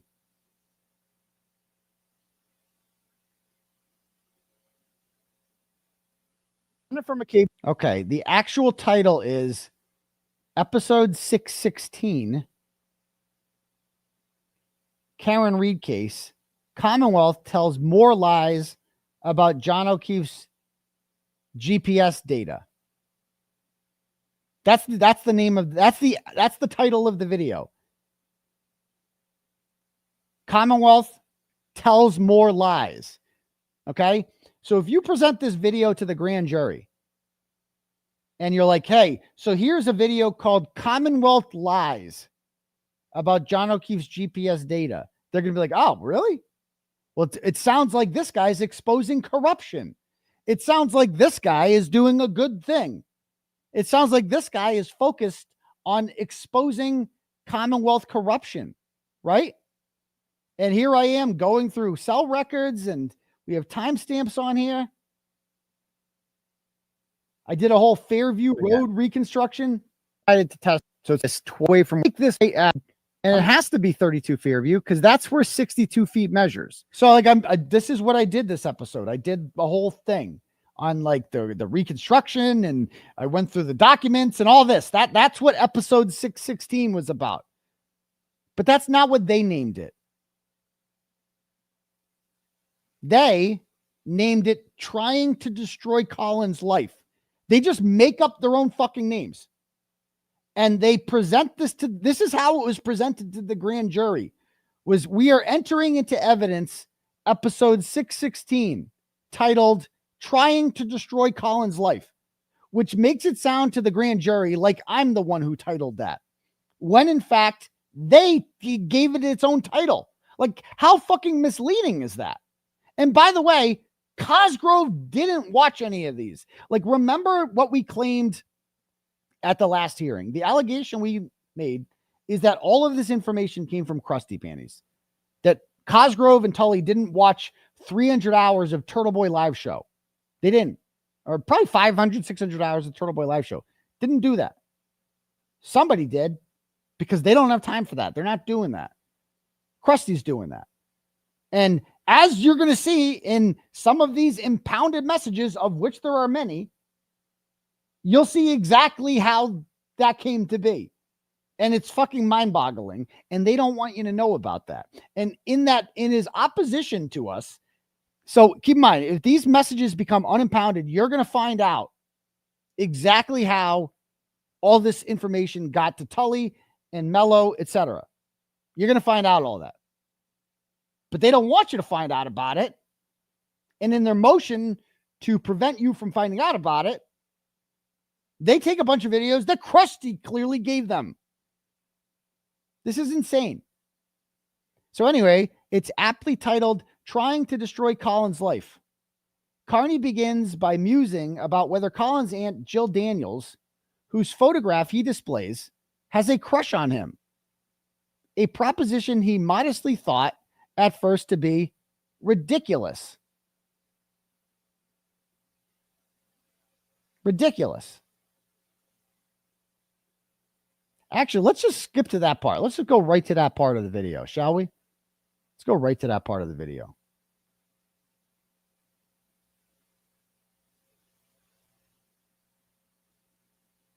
It's got to be Field Trip to Canton.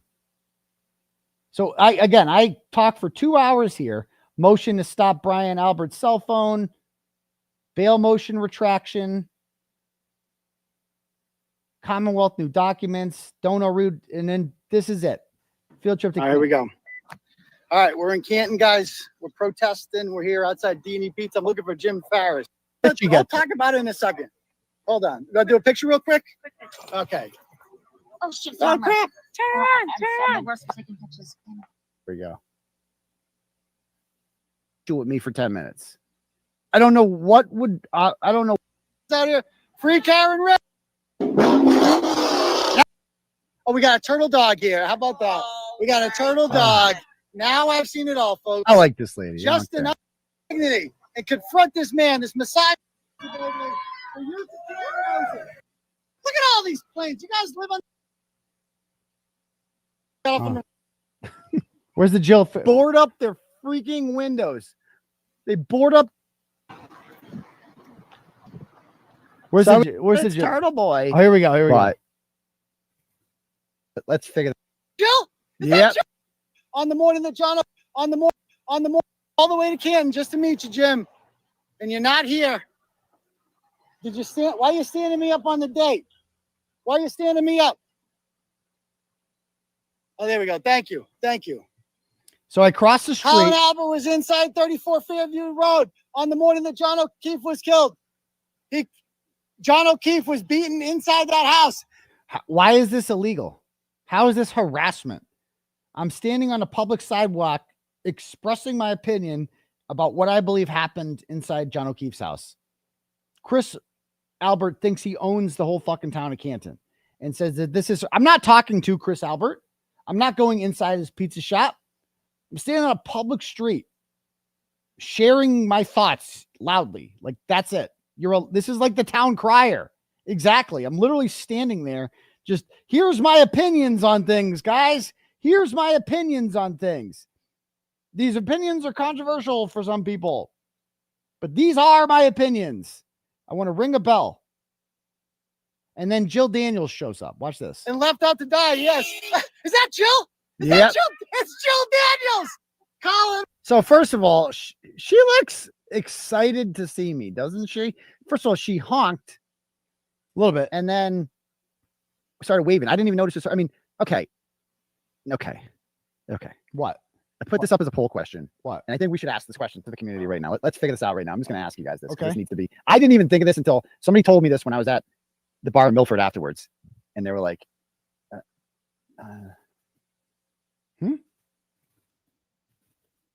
What? Somebody told me afterwards. Come on, spit it out. Jill Daniels has a crush on you. And I'm like, no. Ridiculous. And then I go and I read all the comments and everyone was saying that. Do you guys think does she have a crush on me? Serious question. I think you're still a little too young for you. I mean, you're a little too young for her, rather. She likes men in her 60s. Serious question. I don't like because I thought that's wild. Like, I'm trying to put her like godson / nephew in jail and like kind of like destroy their life. I am trying. Listen what I said there. I am trying to. So I'm making a joke. This is what's called comedy. I don't think she actually has a crush on me, by the way. But I'm making a joke. This is what I do. I'm a comedian. I'm a satirist. And I'm making a joke here about Jill Daniels because she's funny. She's outrageous. She's like the chick that says, what crime did I commit? What crime did I commit?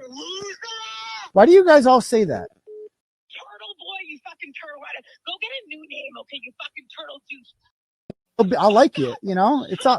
It's not a big. It's not a high bar. Do you know how to shut up? Do you know how to shut up? Have you ever shut up in your life? I feel like you've done most of the talking. In fairness. Okay. Sorry. So whoa, take it easy. Easy, pussycat. Name's Aidan. Aidan. You can call me Aidan. You can call me doctor. No, but I want to call you a dickhead because that's what you are. okay. You are. Okay. So this is comedy. Jill Daniels is just comedy. And so I'm making a joke here because I don't think she actually has a crush on me. And then I say that, listen to what I just said. Jill Daniels has a crush on you. And I'm like, no. Ridiculous. And then I go and I read all the comments and everyone was saying that. Do you guys think does she have a crush on me? Serious question. Serious question.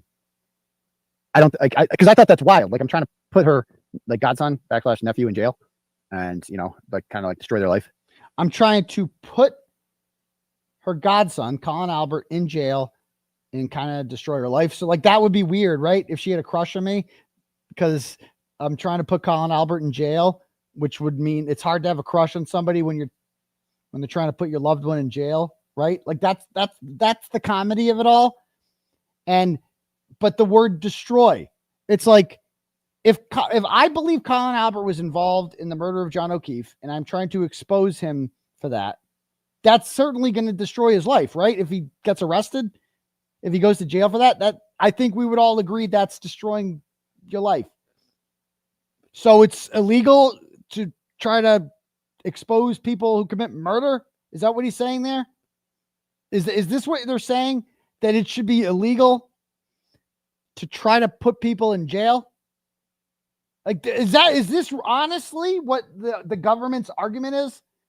That it's illegal to make jokes about Jill Daniels, okay, and to say that you want to destroy someone's life by putting them in jail if you think they committed a murder. But which, by the way, I don't have the ability to put anyone in jail. I'm not the government. Only the government can put Colin Albert in jail. And the Norfolk County DA's office isn't going to do that because they protect him like they've never protected anybody else before, ever. But, like, she also likes me. Like, what? This is weird. Like, when we called her that first time, she sounded like, no, ew. Never, ever. Okay. Ew. But she does seem to like, let's not forget, these people are Turtleboy fans and have been for quite some time. And so she pulls up, like, remember when I called and she's like, oh my God, it's Turtleboy. That was not what I was expecting. And then she called me back after she hung up on me. She called me back. And so now I see her. Come on, this ain't a coincidence that she just shows up there. So she shows up and I'm like, oh my, and she honks. She makes sure she gets my attention and then puts the window down. And dude, again, I'm not trying to like talk about people's looks. I'm really not trying to, but the face, it's like an old beat up catcher's mitt. It was rough, man. It was like aluminum foil. Like after you wrap your sandwich in it and then unwrap it, like that kind of. It was like, dude, stop I it. get it. Stop it. I get it. This is what. Let's just watch the interaction. Okay. It was inside the house. You're a loser. What's up? Your skin looks great. Thank you. Your skin looks fantastic. My teeth look gross. I've never killed a man, so there's that. Well, you know what? You put your teeth on your wife. But did you ever kill a man?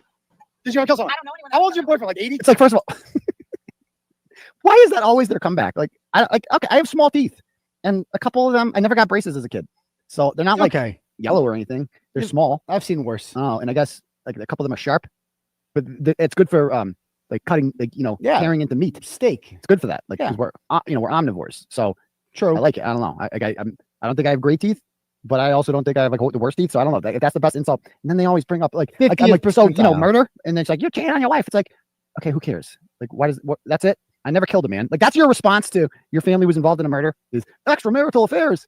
Who cares? Like, I never killed a man. So that, like, you think these things are equal, and therein lies the problem. Like, who cares? I've been open about it. Nobody cares. Nobody.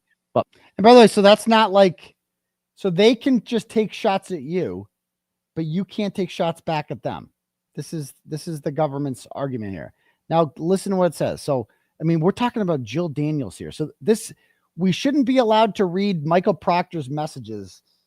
You shouldn't, because I did a show about Jill Daniels and they renamed the show the wrong name. So Kearney begins by musing about whether Colin's aunt, Jill Daniels, whose photograph he displays has a crush on him, a proposition he modestly thought at first to be ridiculous.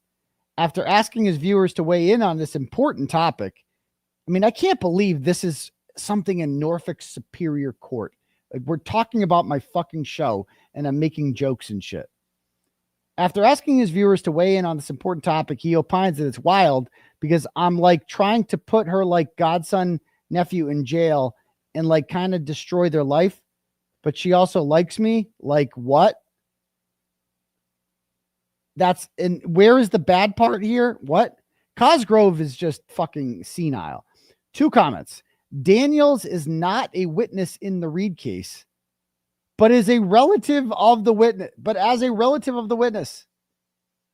So he's saying that I'm intimidating Jill Daniels now because she's a relative of a witness. He considers her fair game for humiliation. He's basically saying here that we should not be allowed to unimpound these documents because I will use them to humiliate these various McAlberts, that I will make them look bad. And to that, I say, so what? Like, who cares if people are embarrassed by their own messages? Like, why is that my problem? It's like holding a mirror up to someone's face and being like, oh, no, I don't want to see that. But that's what you said. Like, who cares? It's humiliating. Okay. So we're not allowed to humiliate people. What? And like, so the public isn't allowed to see these because they might be okay. He explicitly states the goal of his behavior is to destroy his life.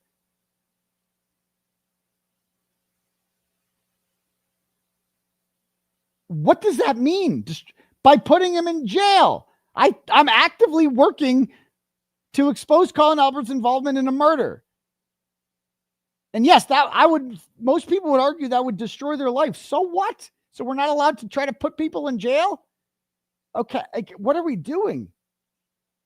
His destroyed, and this is only, like, there's no way he came up with this. No way Cosgrove came up with this. And then it gets even crazier. His destroy the opposition approach was on full display when Kearney learned that someone had filed a bar complaint against one of Karen Reed's lawyers, Alan Jackson. So there was a woman named 𝗵𝗵𝗂𝗆, apparently, who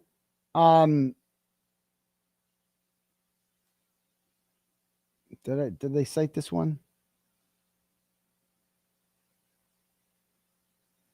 Yeah, no. A 𝗵𝗵𝗂𝗆, and I forget what episode. He doesn't cite the episode this happens in, does he? I don't see it. But he says, so this woman, 𝗵𝗵𝗂𝗆, who lives in California, filed this frivolous bar complaint against, let me see if I have it, actually. I think I have it. Give me 1 second to find this. Filed this frivolous bar complaint against Alan Jackson last year.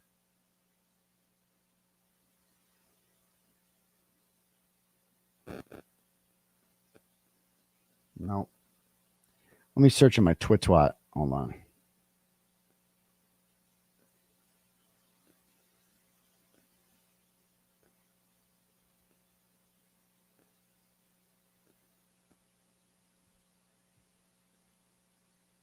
I've never tweeted about her, so I must have talked about her on the show. I don't know what episode this is, but this woman, 𝗵𝗵𝗂𝗆, after the first trial, she filed a frivolous bar complaint against Alan Jackson. And then I went on my show and I was like, fuck her. And I said I had some choice words about her. Again, this woman's not a witness to anything. She's just a crazy person on the internet who is harassing Alan Jackson by filing frivolous bar complaints against him. You should have seen the bar complaint. It was fucking insane. I don't know if anybody has a copy of it. Does anybody have a copy of it? Let me search on all of Twitter. 𝗵𝗵𝗂𝗆. Let's see.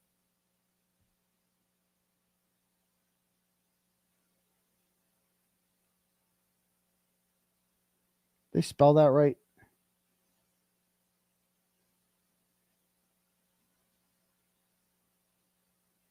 Deborah.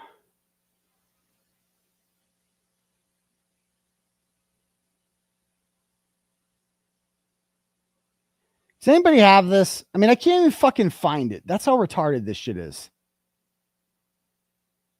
A bunch of weird Indian shit comes up. 𝗵𝗵𝗂𝗆. Turtleboy.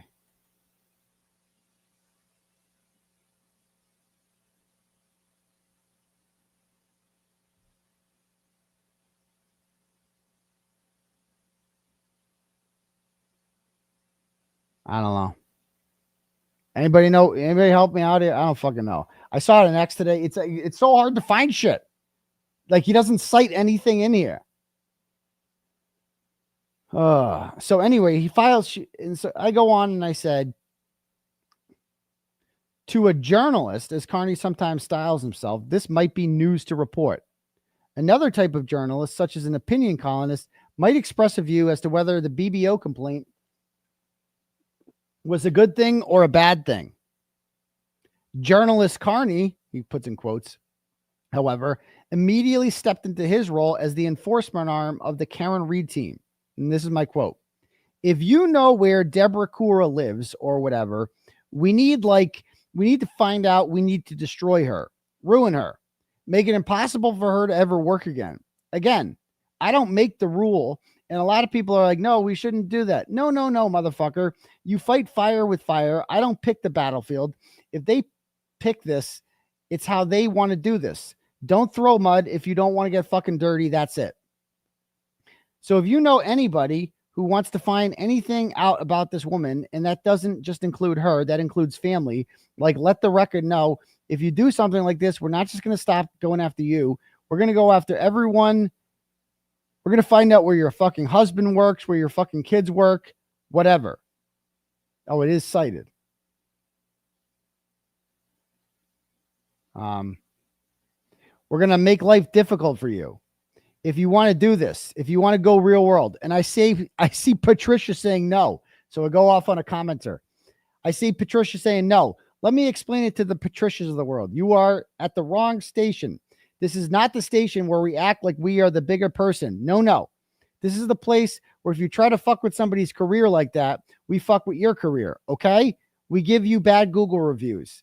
We fucking give you a problem or no, or don't do it at all, or don't do it at all. Like, that's what I would suggest.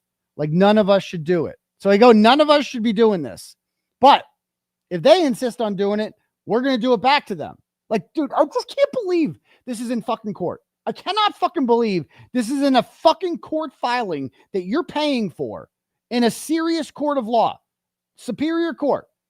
We're talking about quotes I did on my YouTube show where I'm like crapping on some lady named 𝗵𝗴𝗃𝗀𝗃, who's an internet troll, who is starting shit with Alan Jackson in a murder case. And because I know that these bar complaints can be very tedious and take away for time. Like the fake victim filed a bar complaint with Tim Bradel that he had to deal with. He got it.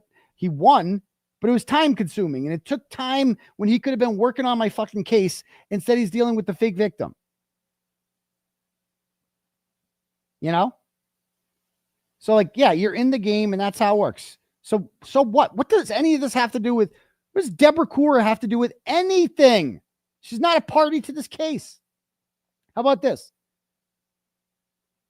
Episode 685. Karen Reed, McAlbert agitators protected by, oh, is this? Oh, so this is the actual video, I think. Can I copy this? Or no? Episode 685.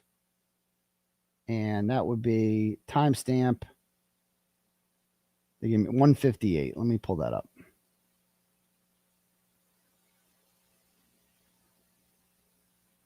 Let's see my beautiful rant on this one.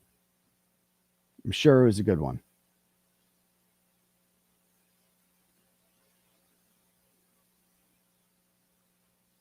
Here it is. 158 mark. I'll call this bang bang. Seriously? I would fuck you up. And if your phone shows you're ascending and descending 3 flights, just get that next time. Anyway, here.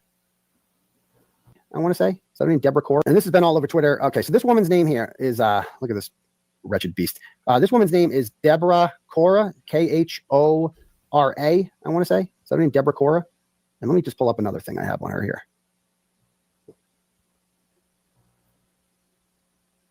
Okay. So she's a 61-year-old woman who lives in Pollock Pines, California, and she's a bit of a ratchet. Okay. Just based on this, little background search here. She has some issues, I think, with child support. Let me pull it up. Okay. Judgment of support. Oh, there it is. Okay. So she owes child support, basically. So she's a deadbeat. Anyway, I'm sure I could find more if I had time to look into her, which I probably will at this point, because she filed a bar complaint against, what's his name? Alan Jackson. And she got this back. This is what came back. And she admins one of those like anti-Karen Reed groups, which are obviously really productive things. Why is it so small? That's what she said. Okay. Is it small? What the fuck? Why can't I make it bigger? All right. So she filed a complaint with the State Bar of California, against Alan Jackson. This is how little lives these people have. The State Bar's Office of Chief Trial Counsel has reviewed your complaint against Alan Jackson to determine whether or not there are sufficient grounds to prosecute a possible violation of the State Bar Act and our rules of professional conduct. And anyone can do this. Anyone can just file a complaint against a lawyer. And all it really is just a pain in the ass for the lawyer to deal with if they did anything wrong. Like the fake victim has filed one of these against my attorney, 𝗵𝗿𝗄𝗧. It's just a pain in the ass. I mean, nothing's going to happen with it. It's just fucking stupid. This is what ratchets with no life do. And they don't have jobs or anything like that. So they just file these complaints and shit like that. And so she goes, in your complaint, you stated you're a member of the public who viewed the public Karen Reed trial for killing her Boston police officer boyfriend, John O'Keefe. You complain that Mr. Jackson is a liar and he is slandering and defaming multiple innocent parties. You believe he's embarked. I mean, I can't believe this is real. You believe he's embarked with the defendant and others on a social media campaign to falsely accuse multiple people. This is to pay all the attorneys involved. So she just writes this complaint where she's like, Alan Jackson is lying about the McAlberts. And you should. But look what she goes on to say. So look at this fucking. I got the whole complaint over here. Also, like, this is what this woman posted.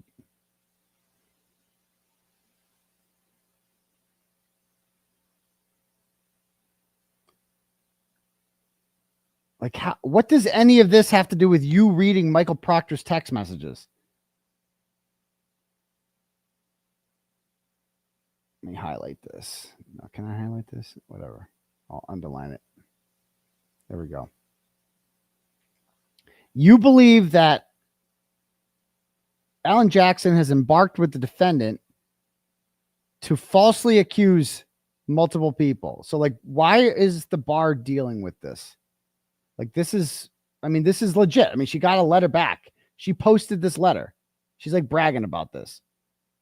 In subsequent information you sent in, you also allege that Mr. Jackson is involved in a romantic relationship with the defendant. I mean, really? So she's allowed to just file a bar complaint claiming that Alan Jackson is in a romantic relationship with Karen Reed. Based on the evaluation, the information you provided, we are closing your complaint. In order to investigate allegations of attorney misconduct, we need specific facts which would establish a violation of any of the ethical duties. We don't have the ability to do shit about this, basically. Telling her, fuck off, lady.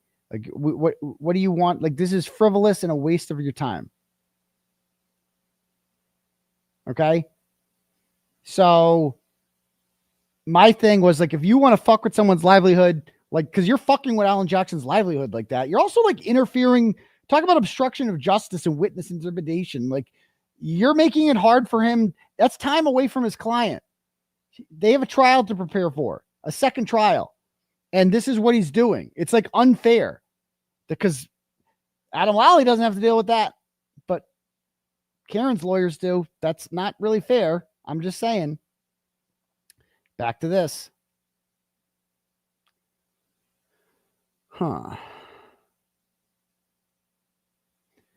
The destroy rant against Cora is all the more remarkable given that Kearney already knew that she was a California resident, that the complaint had been made to authorities in California, and that it had been dismissed. But of course, why is that remarkable to know that? The point was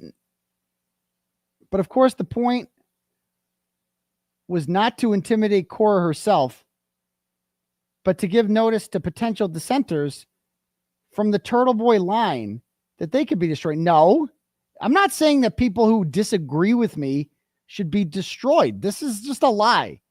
I'm not saying that she should be destroyed because I disagree with her. I'm saying that she should be destroyed because she is trying to destroy someone else.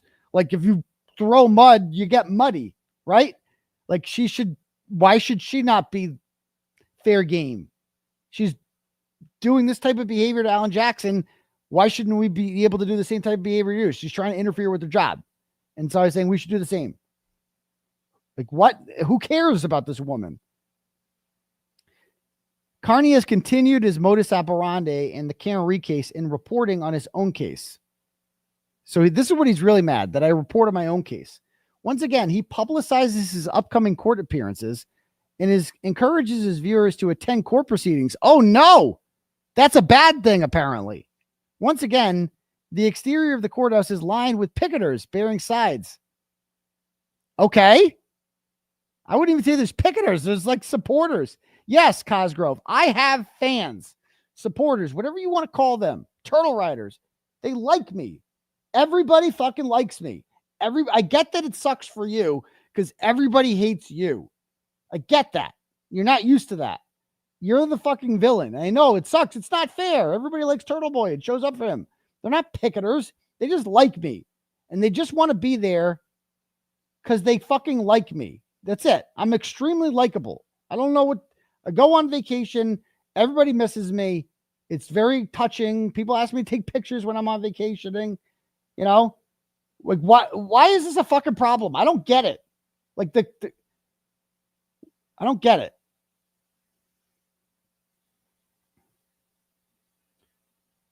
Once again, many of them are in shirts. Oh no. Some commercially sold by Kearney. Oh no. Not shirts bearing slogans designed to elicit public support like journalism is not a crime. True, of course, but witness intimidation is. Yeah, except you're calling my journalism witness intimidation. That's the whole point, dipshit. As Karen Reed supporters adopted pink as their signature color, so now Kearney is polling his viewers as to an appropriate Turtleboy color.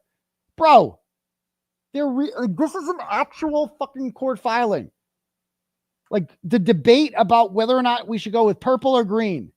And we ended up kind of going with both. Unofficially. For the record. But what does any of this have to do with why you can't read Michael Proctor's text messages? Now this. This is how you know Krusty's behind this shit. Kearney's continues to harass witnesses and show up at their residences. Over the July 4th weekend, him and his current girlfriend. The fuck is that supposed to mean? Like that's how you know Krusty's. You think he called it? I mean, how inappropriate. Well, first of all, why is it in quotes? Who is he quoting? When you have something in quotes, that means you're quoting someone, right? So why does it say current?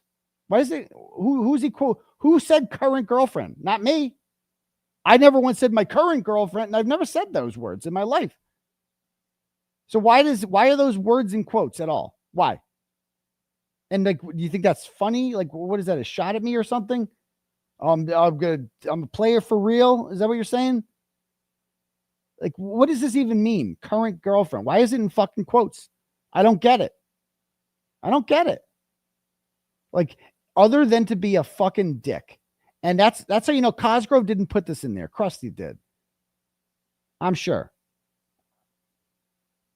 Drove to the home of Brian Higgins. I was a passenger in a fucking car. I had no agency over where we fucking went. Nothing. Who noticed him in the car and moved to intercept him, leading Kearney to flee. What? Where is the fucking crime? He's actually bringing this up. That I was on the July 4th weekend a passenger in a fucking car. And now I got to deal with this shit. Kearney has protested, has posted his own video account of the event online, casting Higgins as a fool and proclaiming his own innocent intentions. We'll get to that in 1 second. But footnote 2 here says, Kearney's propensity for attacking witnesses through family members has previously been well documented. For example, he shows up at the sports events where a witness's daughters are playing. I did that once. Mocking her husband as a pussy for standing there and doing nothing. Well, Kearney disrespected his wife in public. Harassing a police officer's wife. Is that Jackie Dougal? And posting pictures of another officer's young children on his website. Who's that? Whose young children am I posting on his website? I mean, they're just making shit up. It's just insane.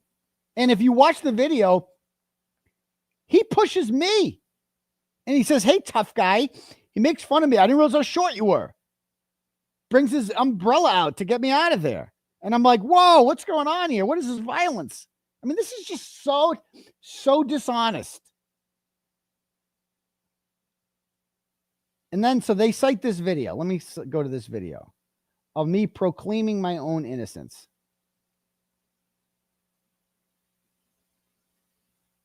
Why doesn't that come up? Hold on. I got it over here. I'll get it. Hold on.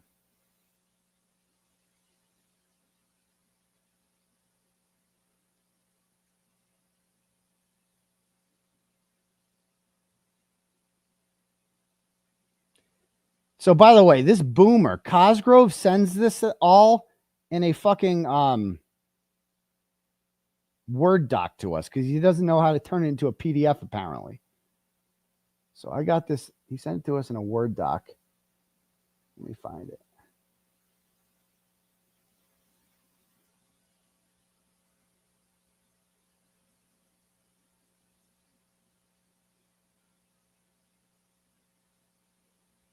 This might be it.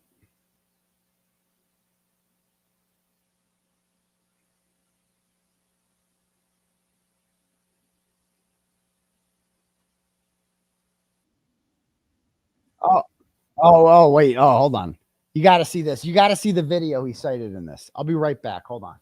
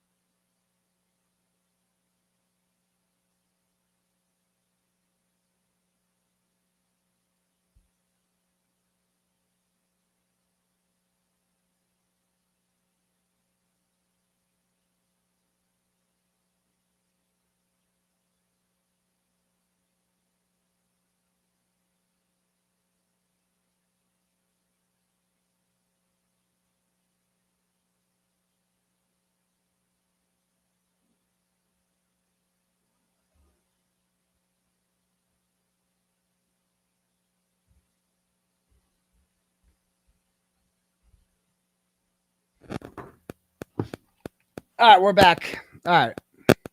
Anyway, so look at this. Again, just to review. This is what they're citing. This is what Cosgrove's citing.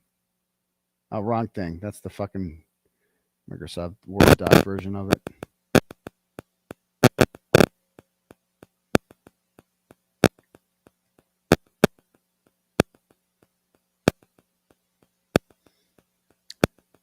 So he says this whole Higgins video, Kearney has posted his own video account of the event online. So I posted my own video account online. And you want to see the video that he cites? This is the video that he cites. Get ready for this. By Loophole Lawyer. I'll give him a sub. He is like a comment. I don't know what exactly would say. A commentator. Watch this. So the Loophole Lawyer does reviews of legal stuff, and he talked about my visit. Just watch this. He's lost some weight. He's no longer a morbidly obese decorated dude. Like Higgins is running after us. It's like a rhino is charging you. Like it was crazy. Trooper Proctor, you were notified. I am not Trooper Proctor. No, you're not. Sergeant Buchnick. Sergeant Buchanan. How do I say it? Buchanan. Buchanan. Trooper Buchanan. Trooper 𝗫𝗄𝗃. Well, I was in my underpants. Yellow underwear. I would have taken a bullet for John. I would have taken a bullet for John O'Keefe. Get the fuck out of here. Chief Berkowitz, born through a tragedy. When my sister passed away, we became friends, and he offered up the space because I had also moved there, so it was close. It was a jumping off point. On the way back from Duncan's, we're like, oh, we're right near Sandwich. I know. Oh, you know this who lives in static. I Sandwich? moved A the certain phone. decorated dude by the name of Brian Higgins. Brian Higgins. Higgy Bear lives in a town called Sandwich. No wonder he's so portly. And I'm like, okay. And I've been to Higgins' house before. It's a tourist attraction. Now he lives on a little cul-de-sac kind of thing, right? It's like a street. It's a dead end with a little cul-de-sac at the end of it. And his house is on the left when you drive by. And then the only way out is you got to drive by his house again because you got to go to the cul-de-sac, turn around, and then his house will be on the right. We drive by, and I'm not driving. I'm in the passenger seat. We drive by the house, and I'm not even prepared. I assume he's like hiding inside or some shit like that. No, Higgy's on the lawn. I'm like, holy fuck, there he is. He's lost some weight. He's no longer a morbidly obese decorated dude. Turtleboy's describing a face-to-face interaction with Higgy Bear over the 4th of July weekend. Like kind of like not like a healthy workout kind of lose weight, like a stress lose weight kind of thing. You know what I mean? Like the feds are coming kind of losing weight. Turtleboy's 100% right. The best way to lose weight is to either get broken up with or to have the feds come after you. On his lawn, and I'm in passenger seat. I don't know if that's and then true. We drive by, we go down the end of the street, and turn around. That's Turtleboy's current girlfriend, Meredith, in the Mercedes. I got my camera. I didn't have my camera out or anything. So he's quoting this guy. He's quoting this guy. Oh my God, this is so embarrassing. Because remember we said in the filing, look at. Go back and look at the file. Oh my God, I didn't realize that. He's quoting. He's saying, I said this stuff. Kearney continues to harass witnesses and show up at the residences.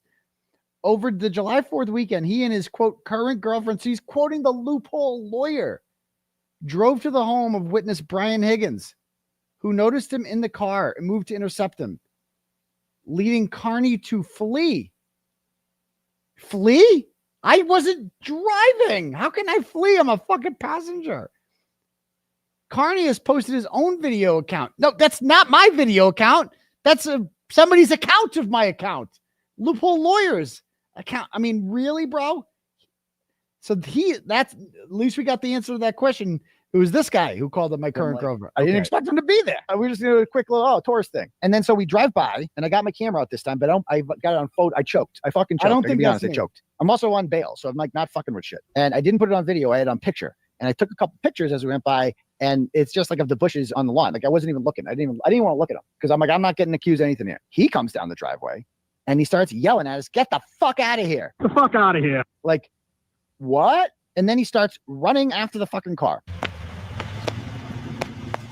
Like running and filming the fucking car. I'm like, bro, this is like Higgins is running after us.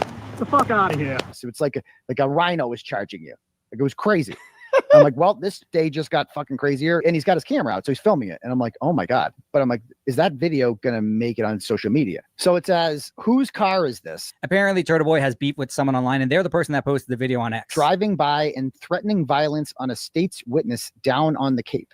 I know who is in the passenger seat doing a lot of the yelling. In fairness, that could be any guy with a turtle head. This is all being documented now. I didn't say a fucking thing. I didn't even look at him. I made no eye contact. I was like nervous. I'm like, oh my God, it's Higgins. I'm like, because I'm on bail. I got a hearing coming up. Very smart by Turtleboy. They taught us in the Boy Scouts, if the bear is black, fight back. If it's brown, get down. And if it's Higgy, you better jiggy. Monday. I don't need any of this shit. I don't need any more, use intimidated witnesses. I'm not doing anything. I'm a passenger in a goddamn car. Whose car is this? Driving and threatening violence on state witnesses. There's no violence, no threats. There's also no state's witness. Brian Higgins isn't a witness to anything. The trial's over. It's just such a lie to say that there's violence and threats. I know who was in the passenger seat doing a lot of yelling. Well, if she knows who was in the passenger seat, it was me. So why isn't she saying my name? Those statements could be defamatory, and he should consult a licensed attorney in Massachusetts to explore. No, they're not defamatory. Okay. So, but now, wait till you see the filing. Wait till you see the footnote. This footnote's hilarious. I just read this. So he cites loophole lawyer, and then see the footnote. The video of Higgins running after Kearney's car and falling down appears to be staged, as alert viewers should notice, but the more credulous may not. It's AI. He actually wrote this in a fucking motion. That the video of Higgins, which I did not create, some other fucking guy named the loophole lawyer creates a video and makes AI Higgy running after a fucking car with me and a turtle face on it. And he says that the video of Higgins running after Kearney's car and falling down appears to be staged, also known as AI. Like, I can't deal with. This is my life. Like, is it like I feel this is a joke, right? Like, we're all in the same joke here. This is supposed to be a serious courtroom. This guy's a fucking retired judge. And we're sitting here citing loophole lawyers' YouTube comedy videos and saying that an AI video of Higgy running is staged.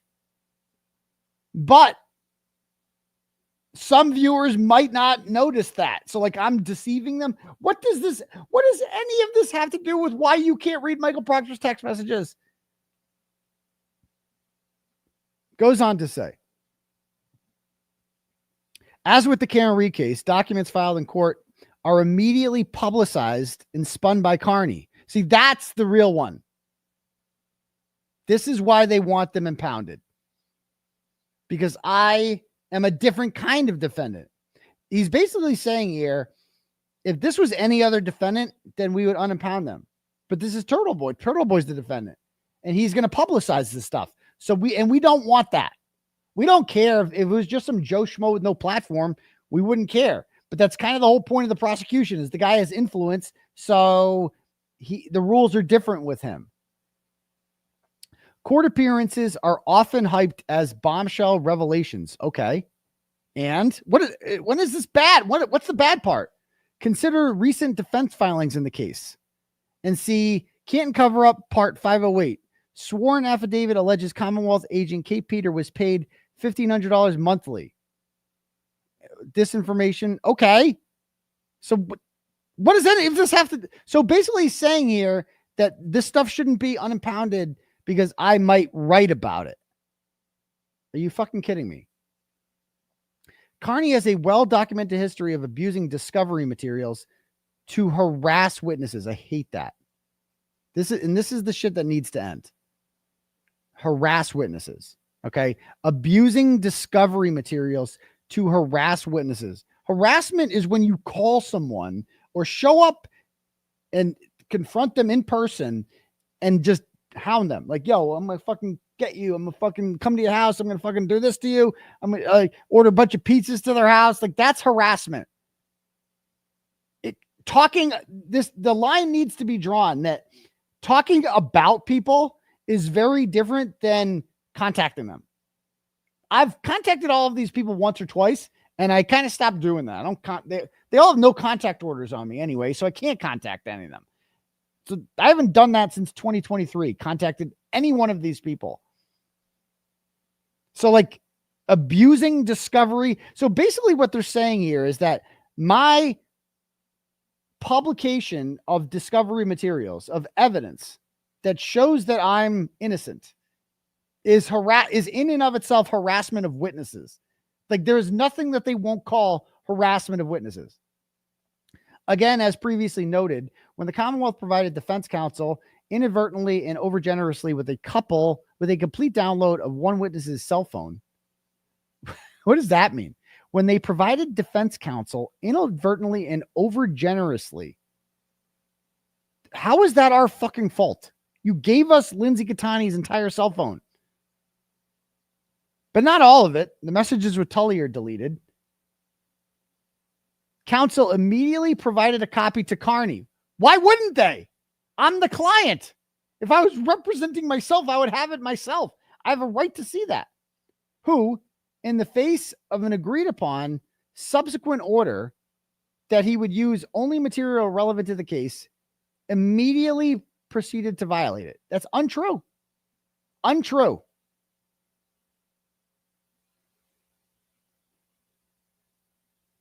And we gave the phone. So we had to return Lindsay Catani's entire phone extraction after reading the entire fucking thing and downloading it all. And we were supposed to destroy all of our things. It's like, are we supposed to forget all the shit we saw in there? And now they were supposed to provide us with a redacted copy of Lindsay Catani's phone because there's sensitive information in the phone. We haven't gotten that. It's been 8 months now. We haven't gotten it yet. So we gave the hard copy of the phone back. We're supposed to erase our brains and forget everything that we saw in the phone, all the incriminating text messages, all that. And then he's supposed to give us a redacted copy that's going to get rid of emails with the kids' teachers and other shit that we shouldn't have, which we had no interest in anyway. But obviously the messages are all fair game. Like, we would obviously get that. And Cosgrove in the last filing said, I'm just not giving it back. I don't want to give you one. You already had it. So do you not understand? Like, he's so fucking old. He's just so fucking old. It's just fucking, it's insane. It's insane. But Kearney continues to utilize discovery to publicly attack witnesses in this case. What? Delving into alleged character flaws and alleged misconduct that has no relevance to the charges before this court. And in addition to their emotional toll on the victims, can only serve to poison the jury pool. What? Despite Judge Krupp's order, Kearney has continued to use material he has acquired through discovery to publicly harass witnesses. Like what? I haven't done anything. I've never, since we had to give the phone back, I've never shared anything from the phone because I got rid of it all.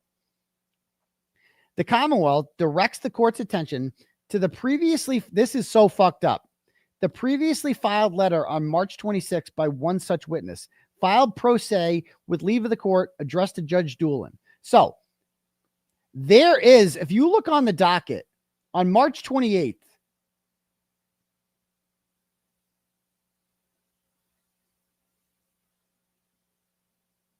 on March 28th, a letter was filed with the court by 𝗫𝗏𝗄𝗃 𝗃𝗏𝗃, the fake victim. And it has been impounded. So we don't get to read it. And we've asked Judge Doolin, can we look at that letter? And he's like, well, we have to have a hearing to unimpound it. And they claim that the Commonwealth has not read this letter either. Well, they have, because now for the first time, we're seeing what this letter is. So she just gets to file fucking letters with the Commonwealth whenever she likes, and just, we don't get to read them. But this letter, now we're finding what it says for the first time. It liberally quotes from Mr. Kearney's online presentations, for which she provides specific citations and sketches in vivid detail the effects of such verbal abuse upon her. Oh, yes, the fake victim is the real victim here. The person who just the other day basically admitted that she threatened to kill a woman and her children. And by the way, will get pretrial probation, which is less than a quaff, which will basically mean that as long as she doesn't commit a crime in another 6 months, it never happened, which is wild, because it's a million times where I've never threatened to kill anyone or their children ever. Never done that.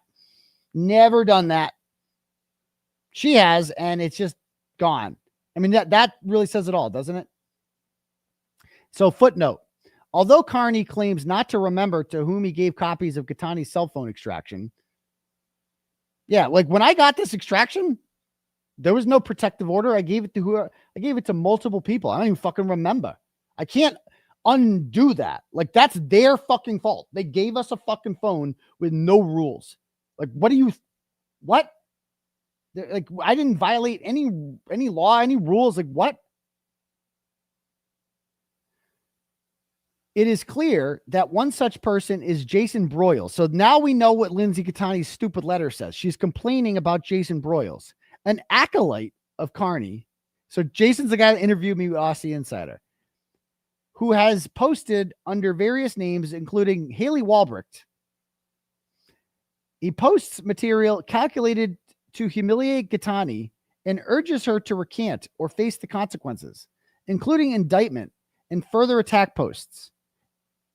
In one such post, he states, "We will just take the incriminating information from her phone that we believe shows that her and her friends entered into a criminal enterprise with some assistance from government officials in order to frame Aidan Kearney."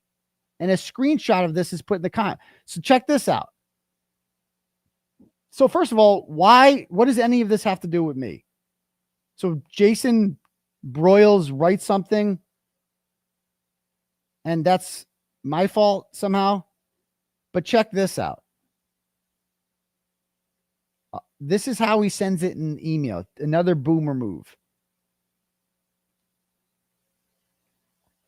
So this is how we got it. This is not how the motion looks on the docket. He sends it in a Word document. And when we zoom in on this, right?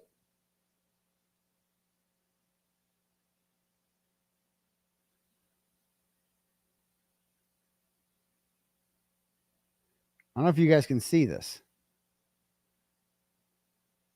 Can you guys see that? What it says right there? Who this is from?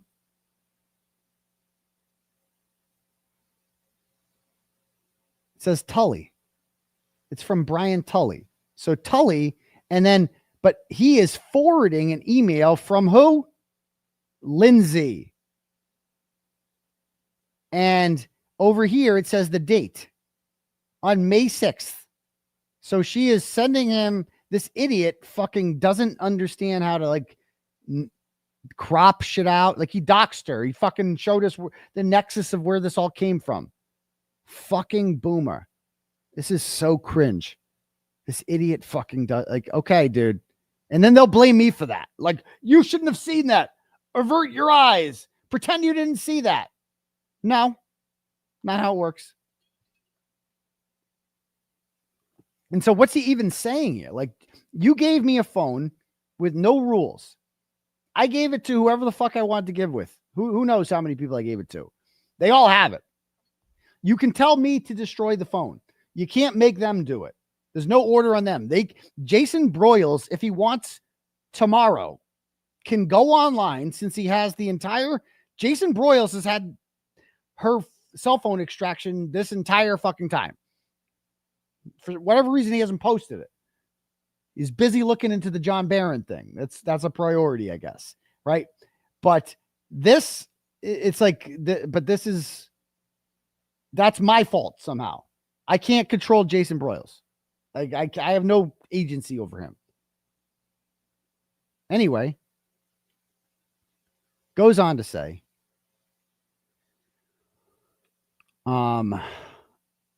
unrestricted use of discovery materials would facilitate his continued attacks on victims and witnesses. But I already have the discovery materials. He just doesn't want you seeing them. It has long been the case that relevant statements of witnesses are to be provided by Commonwealth in discovery.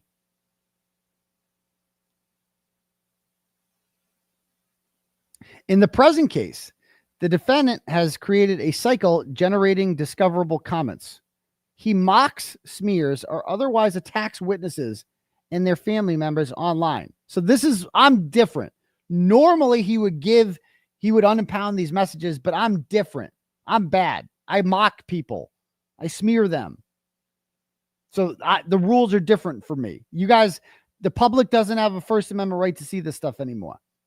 You don't have a right because I make fun of people. His actions come to the attention of the witnesses who then complain to the DA's office and ask if something can be done to ameliorate the situation. Oh, so now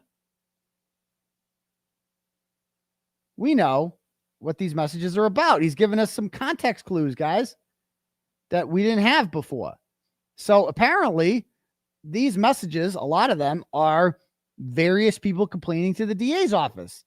And what do you think they're asking the DA's office to do? I wonder.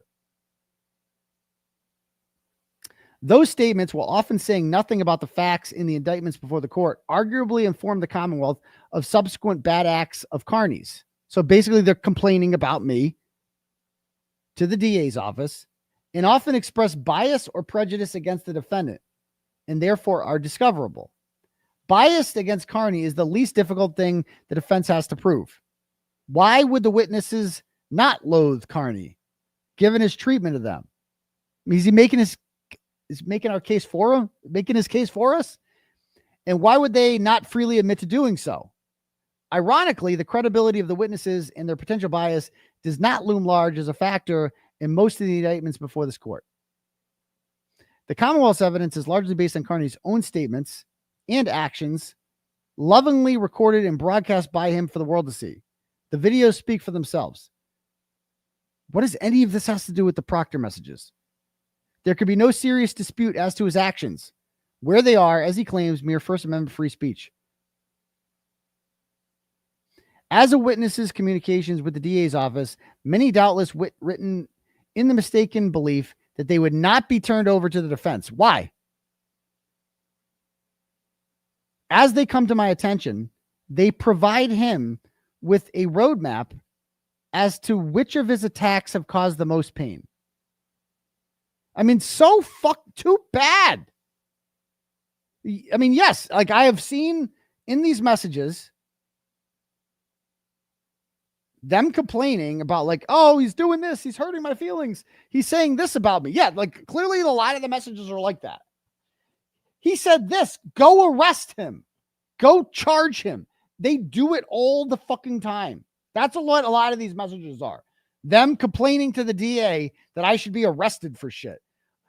Look at who he said on the show, arrest him, go arrest him. They watch everything I fucking say and constantly email 𝗵𝗵 and say, go arrest him. And 𝗵𝗵 hasn't done that. That's why Krusty Panties and them are mad. It's like, he hasn't arrested me enough. They've only arrested me twice and indicted me 3 times, I think. That's not enough for them. The protective order should stand because you might see this shit. And what? Much of the material covered in the protective order is recently concluded in the Karen Read case. Various emails and other communications between witnesses in the Read case and family members in the DA's office were turned over subject to a protective order in that case. These documents are readily identifiable by bait stamps. Because these witnesses are alleged victims in the present case, the same documents were provided here. Defense counsel asserted in open court that those orders became inoperative, essentially automatically upon the conclusion of the Read trial. That's not what he said. The defense cites no case law for this. The Commonwealth's view is to the contrary, and the orders in place here, insofar as they track those in the Read, are unnecessary regarding the Read orders. Release of certain discovery material could jeopardize pending investigations. Routinely cited in the Read protective orders is a representation by the prosecutors that certain materials being provided as discovery in this case may be evidence in unrelated pending criminal cases. This is the one everyone's been talking about.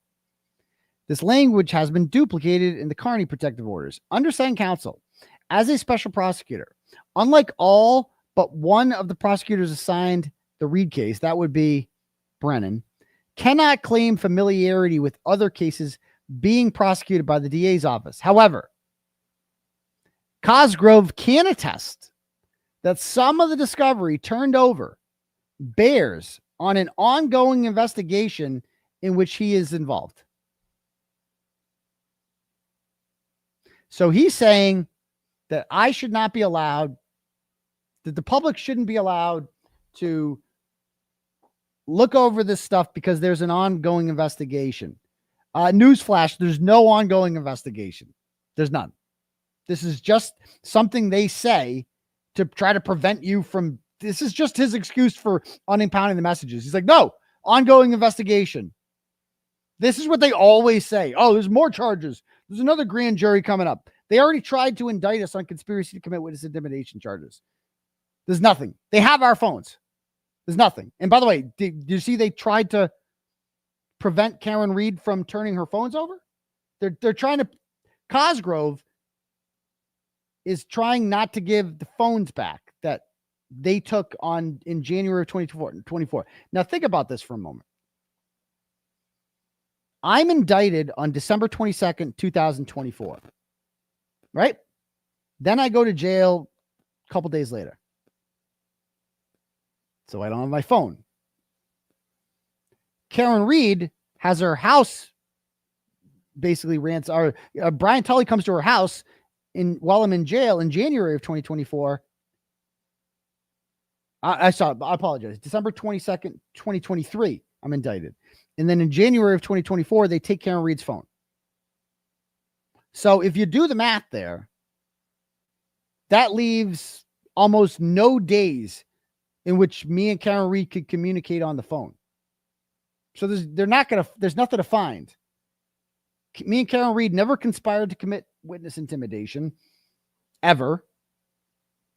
All of our conversations are on the Signal app, which don't come up on the phones. And I was in jail, so I couldn't communicate with her. So like, there's no investigation. There's nothing. There's no new evidence. There's nothing. They've had Karen Reed's phone now for a year and a half. Go through it. Right? There's nothing on there. This is just something he's making up as an excuse to not to oppose these messages from becoming unimpounded. That's all this is. He is making up a fake investigation that doesn't exist and just telling you, trust me, bro, there's an investigation going on. This is just fodder for trolls, and that's it. There's no investigation. No investigation. That's it. Okay. And notice in this, he blacks out the background so you can't see the email here, but not in the version he gave us. Yep. Okay. So anyway, that is the Cosgrove bullshit. And I mean, it's just insane. So that's what we're going to be arguing on August 13th. We look forward to that. There's absolutely no reason. I mean, this is just so dishonest. And so this is why I don't want to hear any fucking more shit about John Barron. And I might start blocking motherfuckers if they start doing that. Because, bro, I'm facing 105 years in jail, and I'm watching you motherfuckers talk about John Barron. And that's going to be my new fucking rule. Anyone else fucking dealing with this shit? But the John Barron drama, just fucking blocking them. Done. I don't care who you are, how much I like you, whatever. If I see anybody fucking talking about Daddy's back, enough of this shit. I'm taking the fucking ball away. Enough of this fucking shit. Shut the fuck up about John Barron. Anybody I see fucking talking about him and trying to get to the bottom of him, instant fucking block. Because I'm facing 105 years in jail. And that's if you're not fucking putting your energy into that, because that's a cause worth fighting for. I'm innocent. They're trying to fucking put me in jail for life. And you motherfuckers are out here talking about John Barron? The fuck is wrong with you? Shut the fuck up. Don't message me about who you think John Barron is. I don't care. I don't give a fuck about any of that fucking shit. Any fucking person talking about that, insta block. Insta fucking block. You're done because you don't support me. Don't pretend to fucking support me. Don't. Anyone crying about doxing, insta block. Bro, you act like this fucking fight's over. It's not. It's fucking not. I fucking hate you if you keep doing that shit. I fucking hate you. I really, truly fucking do. That's it. That's it. Insta block. Daddy's back. You guys were fucking naughty while I was gone. I can't trust you. I come back. The fucking house is all torn up. The babysitter's fucking passed out drunk. The dog ate everything. There's fucking Oreos everywhere and shit. Clean this shit up. Enough of this shit. Daddy's back. Well, anyway. So yeah, that's on. So this week for court, we have August 5th is the return of potentially Proctor testifying. I'll be there Tuesday at Norfolk Superior Court. Goddamn right I will be. And Lally will continue to testify with 𝗪𝗍𝗄𝗆. So that'll be interesting. That'll be interesting. And then my hearing is on August 13th. So there's that. Okay, let me read some turtle chats here, shall we?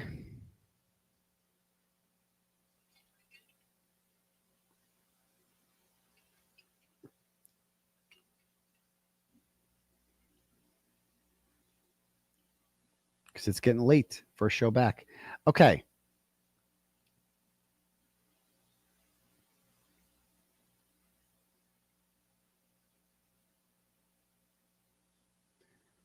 All right. Stephanie sends $5 and goes, Cosgrove is way too old and slow to be trying a case. He may keel over before this trial even starts. Imagine him. I mean, we saw him with the fake victim in the case across the street. We kind of got a dry run about what that's going to look like. It's not good. Not impressive. So there's that. Angie sends $5. And honestly, I can't, like, I would take the stand, obviously, in my case. And like, cause it just, I'm happy to get, you've seen all my interviews. Like, brother counsel's worried that, like, I'm going to say something. Nah, brother, you ain't got to worry about that. I'm good. He's worried I'm going to say something that, like, would jeopardize my case. Nope. I'm the opposite. Like, I give him nothing. When I'm on my game, honestly, the shit, when I'm on this show, my own show, that's when I say shit that gets me in trouble sometimes. When I go on other people's, I'm like a different person. I'm like medicated Turtleboy on those shows. I'm Dr. Turtleboy, you know.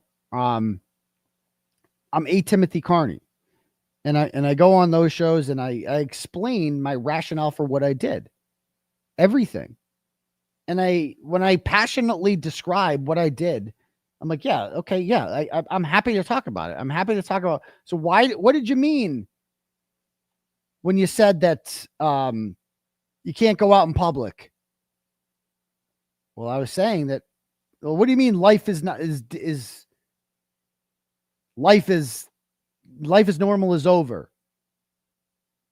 Well, I was saying that this is a high profile murder case, and that logically, if you're a controversial witness in a high profile murder case and you're acting suspiciously, which I'm happy to get into, like, let's talk all about it. Like, let's talk all about why I believe the McAlberts are guilty of murder. Let's talk all about that. Like, let's tell the jury this. Let's do it. I'm the witness. I can answer any of these questions. Like, they really want to do this? Okay. Like, let's do it. I'm happy to stand by everything that I did. None of it's witness intimidation. The life is not normal. Like, exactly. Like, it's not. It's just a fact. My life's not normal. Karen Reed's life isn't normal. Like, life is not normal for any of us because we're all involved in I mean, look at this. Like, this is not normal. Like, this background, this is not normal. Okay. Okay. So there's that. Okay. Angie sends $5, goes, I'm probably getting this in really late. I hope you and your family had an amazing vacation. Thank you for everything you do. Even though I don't live in Massachusetts, I will be cheering you on from here in Idaho until you're free. Nice. All right. Some potato turtle riders. Okay. Gray Space sends $5, goes, this title that we fully made up is so apt. I know, right? Cosgrove, probably. Mandy sends $10, goes, DK, if this is true, it's been said Healy may be the woman who disappeared in a car accident in the early 2000s in Mass. Similar features, your thoughts? Yes, I've seen that. Fucking retarded. $10, Mandy, and it's the most retarded thing I've ever heard in my fucking life. Just stop. Stop. Fucking retarded, Mandy, okay? What you just said is the most retarded shit I've ever and you needed to hear this. You needed to hear how retarded this is. You needed to give me $10 so I could tell you how retarded you are. So there is a missing girl named Maura Murray, who was a UMass student who disappeared in New Hampshire. Very suspicious, like over 20 years ago. I think there was a documentary about it, and fucking retards on the internet are like, wow, is it Maura Healy? Did she become Maura Healy? Just stop. It's just because her name's Maura, duh. And it looks like her, I guess. Just like, if anything, you shouldn't even need this explained to you. Honestly, just, Mandy, I hate to say it, but if you need me to explain this to you, right, you have no hope in life. That's it. You shouldn't need another adult to explain why that's retarded. Like, that's just not retarded. It's embarrassing. I'm embarrassed for you that you would feel the need to ask that. I'm embarrassed that you would feel the need. I mean, you can just give me $10. I'll take it. You don't have to embarrass yourself in the process. You can just be like, say happy birthday to my friend. That would be a much better use of your time. That's retarded. And thank you for the $10. I appreciate that. Next. Emily sends $5, goes, so Cosgrove is saying that releasing these messages will taint the jury pool. My first two thoughts immediately. Number one, this is essentially him admitting the messages are as bad as we think. Yup. Number two, if you choose a jury trial, that jury will in fact hear those messages because they are evidence. Yep. Shocker. I know. It's almost like he doesn't know how trials work. Right. Exactly. Brittany sends $10, goes, hi, Turtleboy. I'm glad you had a great vacation. Will Bradel and Betterow be able to make a response to Cosgrove? So this is his response to us. Dueling, and that will be made in court. That will be made in court on the 13th, Brittany. So thank you. Lynette sends $25 and goes, keep fighting the good fight, Aidan. Love your show. Doing a phenomenal job, says Lynette Corolla. Is that you relate to Adam Carolla? I love Adam Carolla. So thank you very much. Appreciate that, Lynette. Mon A Turtle Roo sends $25 and goes, the new Cosgrove letter has me fuming. I feel more passionate about your case than ever before. He really showed his colors. Nothing pisses me off more than when public servants who are responsible for upholding the law act like salty school principal tyrants who think the world is their schoolyard and who see anyone who rubs them wrong way as someone who they can throw their weight against. Big middle finger to you, Cosgrove. Get fucked. And when you're done, fuck off more. Give him hell turtle. Well, thank you. Kimberly sends $5, goes, love how Cosgrove unknowingly quoted DMX in your name. I'ma be a player for life. I don't get it. Thank you. Tracy sends $25 and goes, been listening for 3 months and I just realized your middle name is Timothy. That was my younger brother's name. R.I.P. Wish he was here. He would love you as much as I do. Oh, well, thank you, Tracy. And I'm sorry about the loss of young Timothy. And may God be with him. Appreciate that. Kimberly sends $5 and goes, you are the number one dilligaffer I've ever seen. Do I look like a give a fuck? Hashtag free daddy. Well, thank you very much. A dilligaffer, huh? I like that one. Okay. Megan sends $50 and goes, I'm so glad you're back, Turtle. I've been going through withdrawals, but I'm so happy that you were able to get away, enjoy time with your family. Sending you big hugs from Oklahoma. Some Sooner Turtles. Loads of prayer and extra fight to tackle all the bullshit. Hashtag free Turtleboy. Well, thank you very much, Megan. Appreciate that. Do we have any cash apps here? I don't want to get static, but might happen. Okay. Chad sends $5 and says iced coffee. Thanks, Chad. Emily sends $5 and goes, you are amazing. Well, thank you, Emily. So are you. And I think that's it. That's it.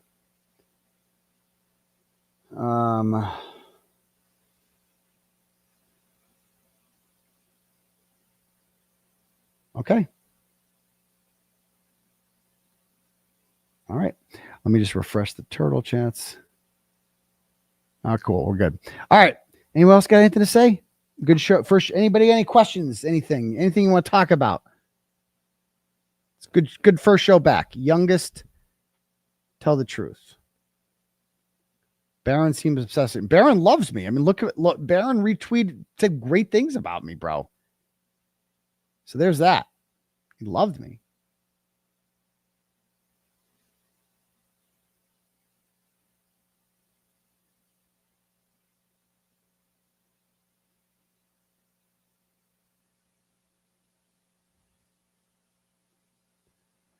Appreciate the whore tours. Yeah, I forgot. Yeah, I'll still do those if anybody. I mean, but I think I'm done going. I think I'm done going on. Like, you know, I'll go with law tubers. Like, I'll do that. I'll go with big law tubers or anybody like that. I think I'm just gonna take a break. I might have said to other people that I could do it. I'm gonna take a break. I'm good. You know, want to get back to writing and doing all that stuff. I think the victory lap is officially over. Lot to talk about. Well,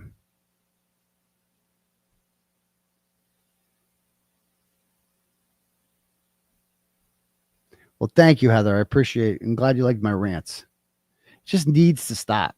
bro, it's just like it pisses me off because I have like real problems and like people are online being like, oh my God, John Barron saying things about me. Like, okay.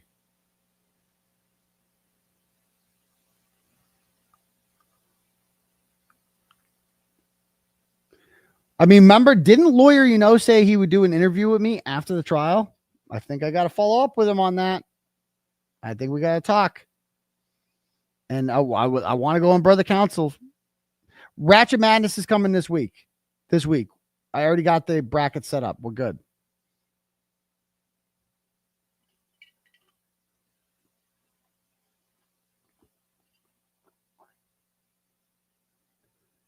Okay. All right. Is it too late to see the turtle chat I sent? Nope. I can refresh right now. Try to get it in earlier so we don't forget. Thank you. Susan sends $10 and goes, John Barron doxed 𝗬𝗃𝗃 and said bad stuff about Jason Broyles' youngest child. Oh. I don't care. And neither should they. Oh, doxed 𝗬𝗃𝗃. This is the kind of shit. I mean, bro, you understand if you're not on Twitter, nobody knows what that fucking means. He doxed 𝗬𝗃𝗃. What does that fucking mean? Who cares? You're proving my point. I support you, but you need to stand up to this. No, you first of all, don't just because you paid $10, you never tell me what to do. You never, Susan, tell me what I need to do. I need to prevent myself from going to jail for 105 years. That's what I need to do. You need to shut the fuck up and know your role and give me more money. Quite frankly, $10 isn't enough. That was fucking, you should be giving me $100 to say something so stupid. And he goes, what about the mental health of your followers? I don't give a fuck. Log off. If you're having a problem with your mental health because of Twitter, the solution to that is don't go on fucking Twitter. That's the solution. Or block them. Just block them. Okay, so they're saying that they said bad stuff about Jason Broyles' youngest child. Oh no, not bad stuff. Oh dear God. Whatever are we going to do? Oh wow. Okay, class. What should we do when people on the internet say bad stuff about us? What should we do when people say bad stuff? Who knows? Oh, I know that one. Ignore them. Oh, yes. See, sticks and stones will break. What about if they say bad stuff about your kids? Oh, well, you have a couple solutions there. You can block them. Or what I would do, if I knew who they were, I would say bad stuff about their kids because they went there. So I'd jump in the gutter with them and I'd say nasty shit about their kids. Because if you want to talk about my kids, I'm going to talk about your fucking kids. Fuck your kids. That's my solution, right? Or just be an adult and just block them.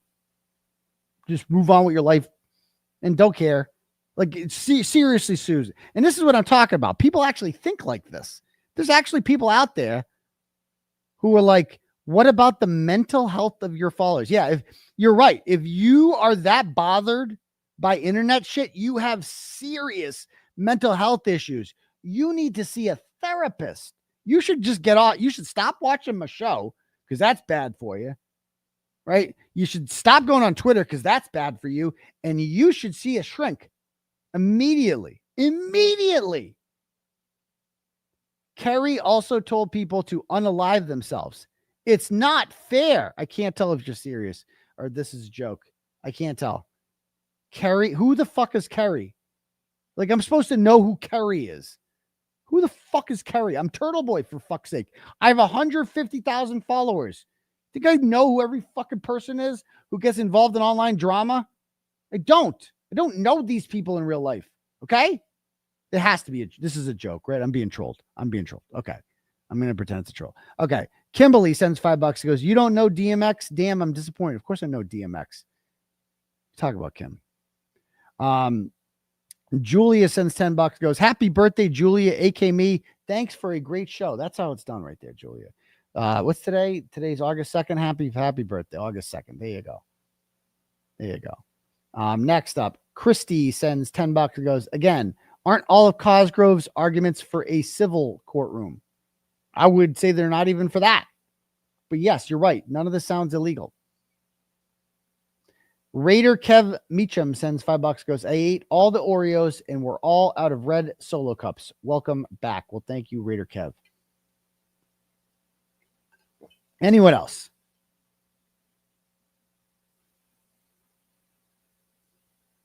There we go. I'm glad this helps your mental health, Christina.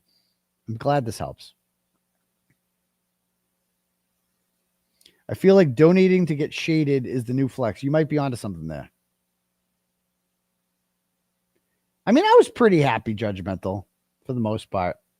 And I am happy. Sometimes I like yelling at people. It makes me happy. It's therapeutic for me.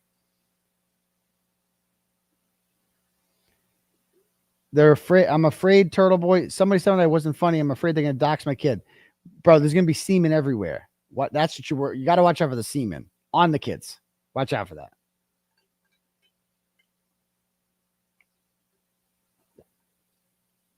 I do. See, I crapped on reasonable as fuck before and she got over it. There we go. Thank you. The whole thing is nuts. Turtleboy touched no one. Jill Daniels backhands his phone. Exactly. I mean, it's just like Jill Daniels gets nothing. Big Victim gets nothing. Krusty Panties has how many fucking charges against her? Like, she just pled guilty to one the other day with me.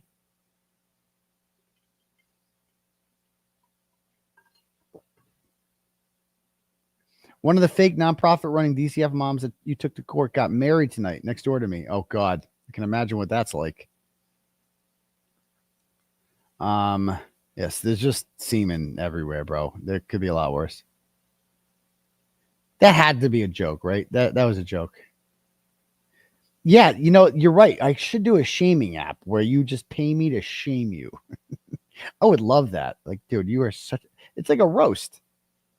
You know, or shame one of your friends. I should be a motivational speaker. I just yell at people. You are a fucking moron. Get your shit together. Stop fucking crying. Let's go.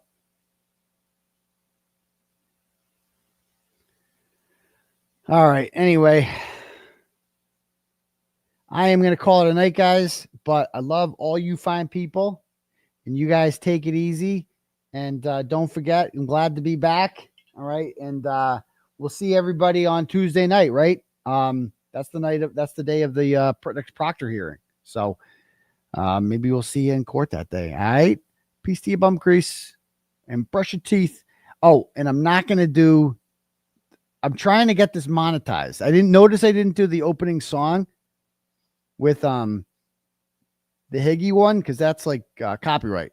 Now, the Free Count Read song, I don't know if that's copyrighted. We're going to find out because I played that earlier. So I don't want to play the Ludacris song because that's definitely copyrighted. So I'm going to try to end the stream without doing the Ludacris one. All right. So brush your teeth.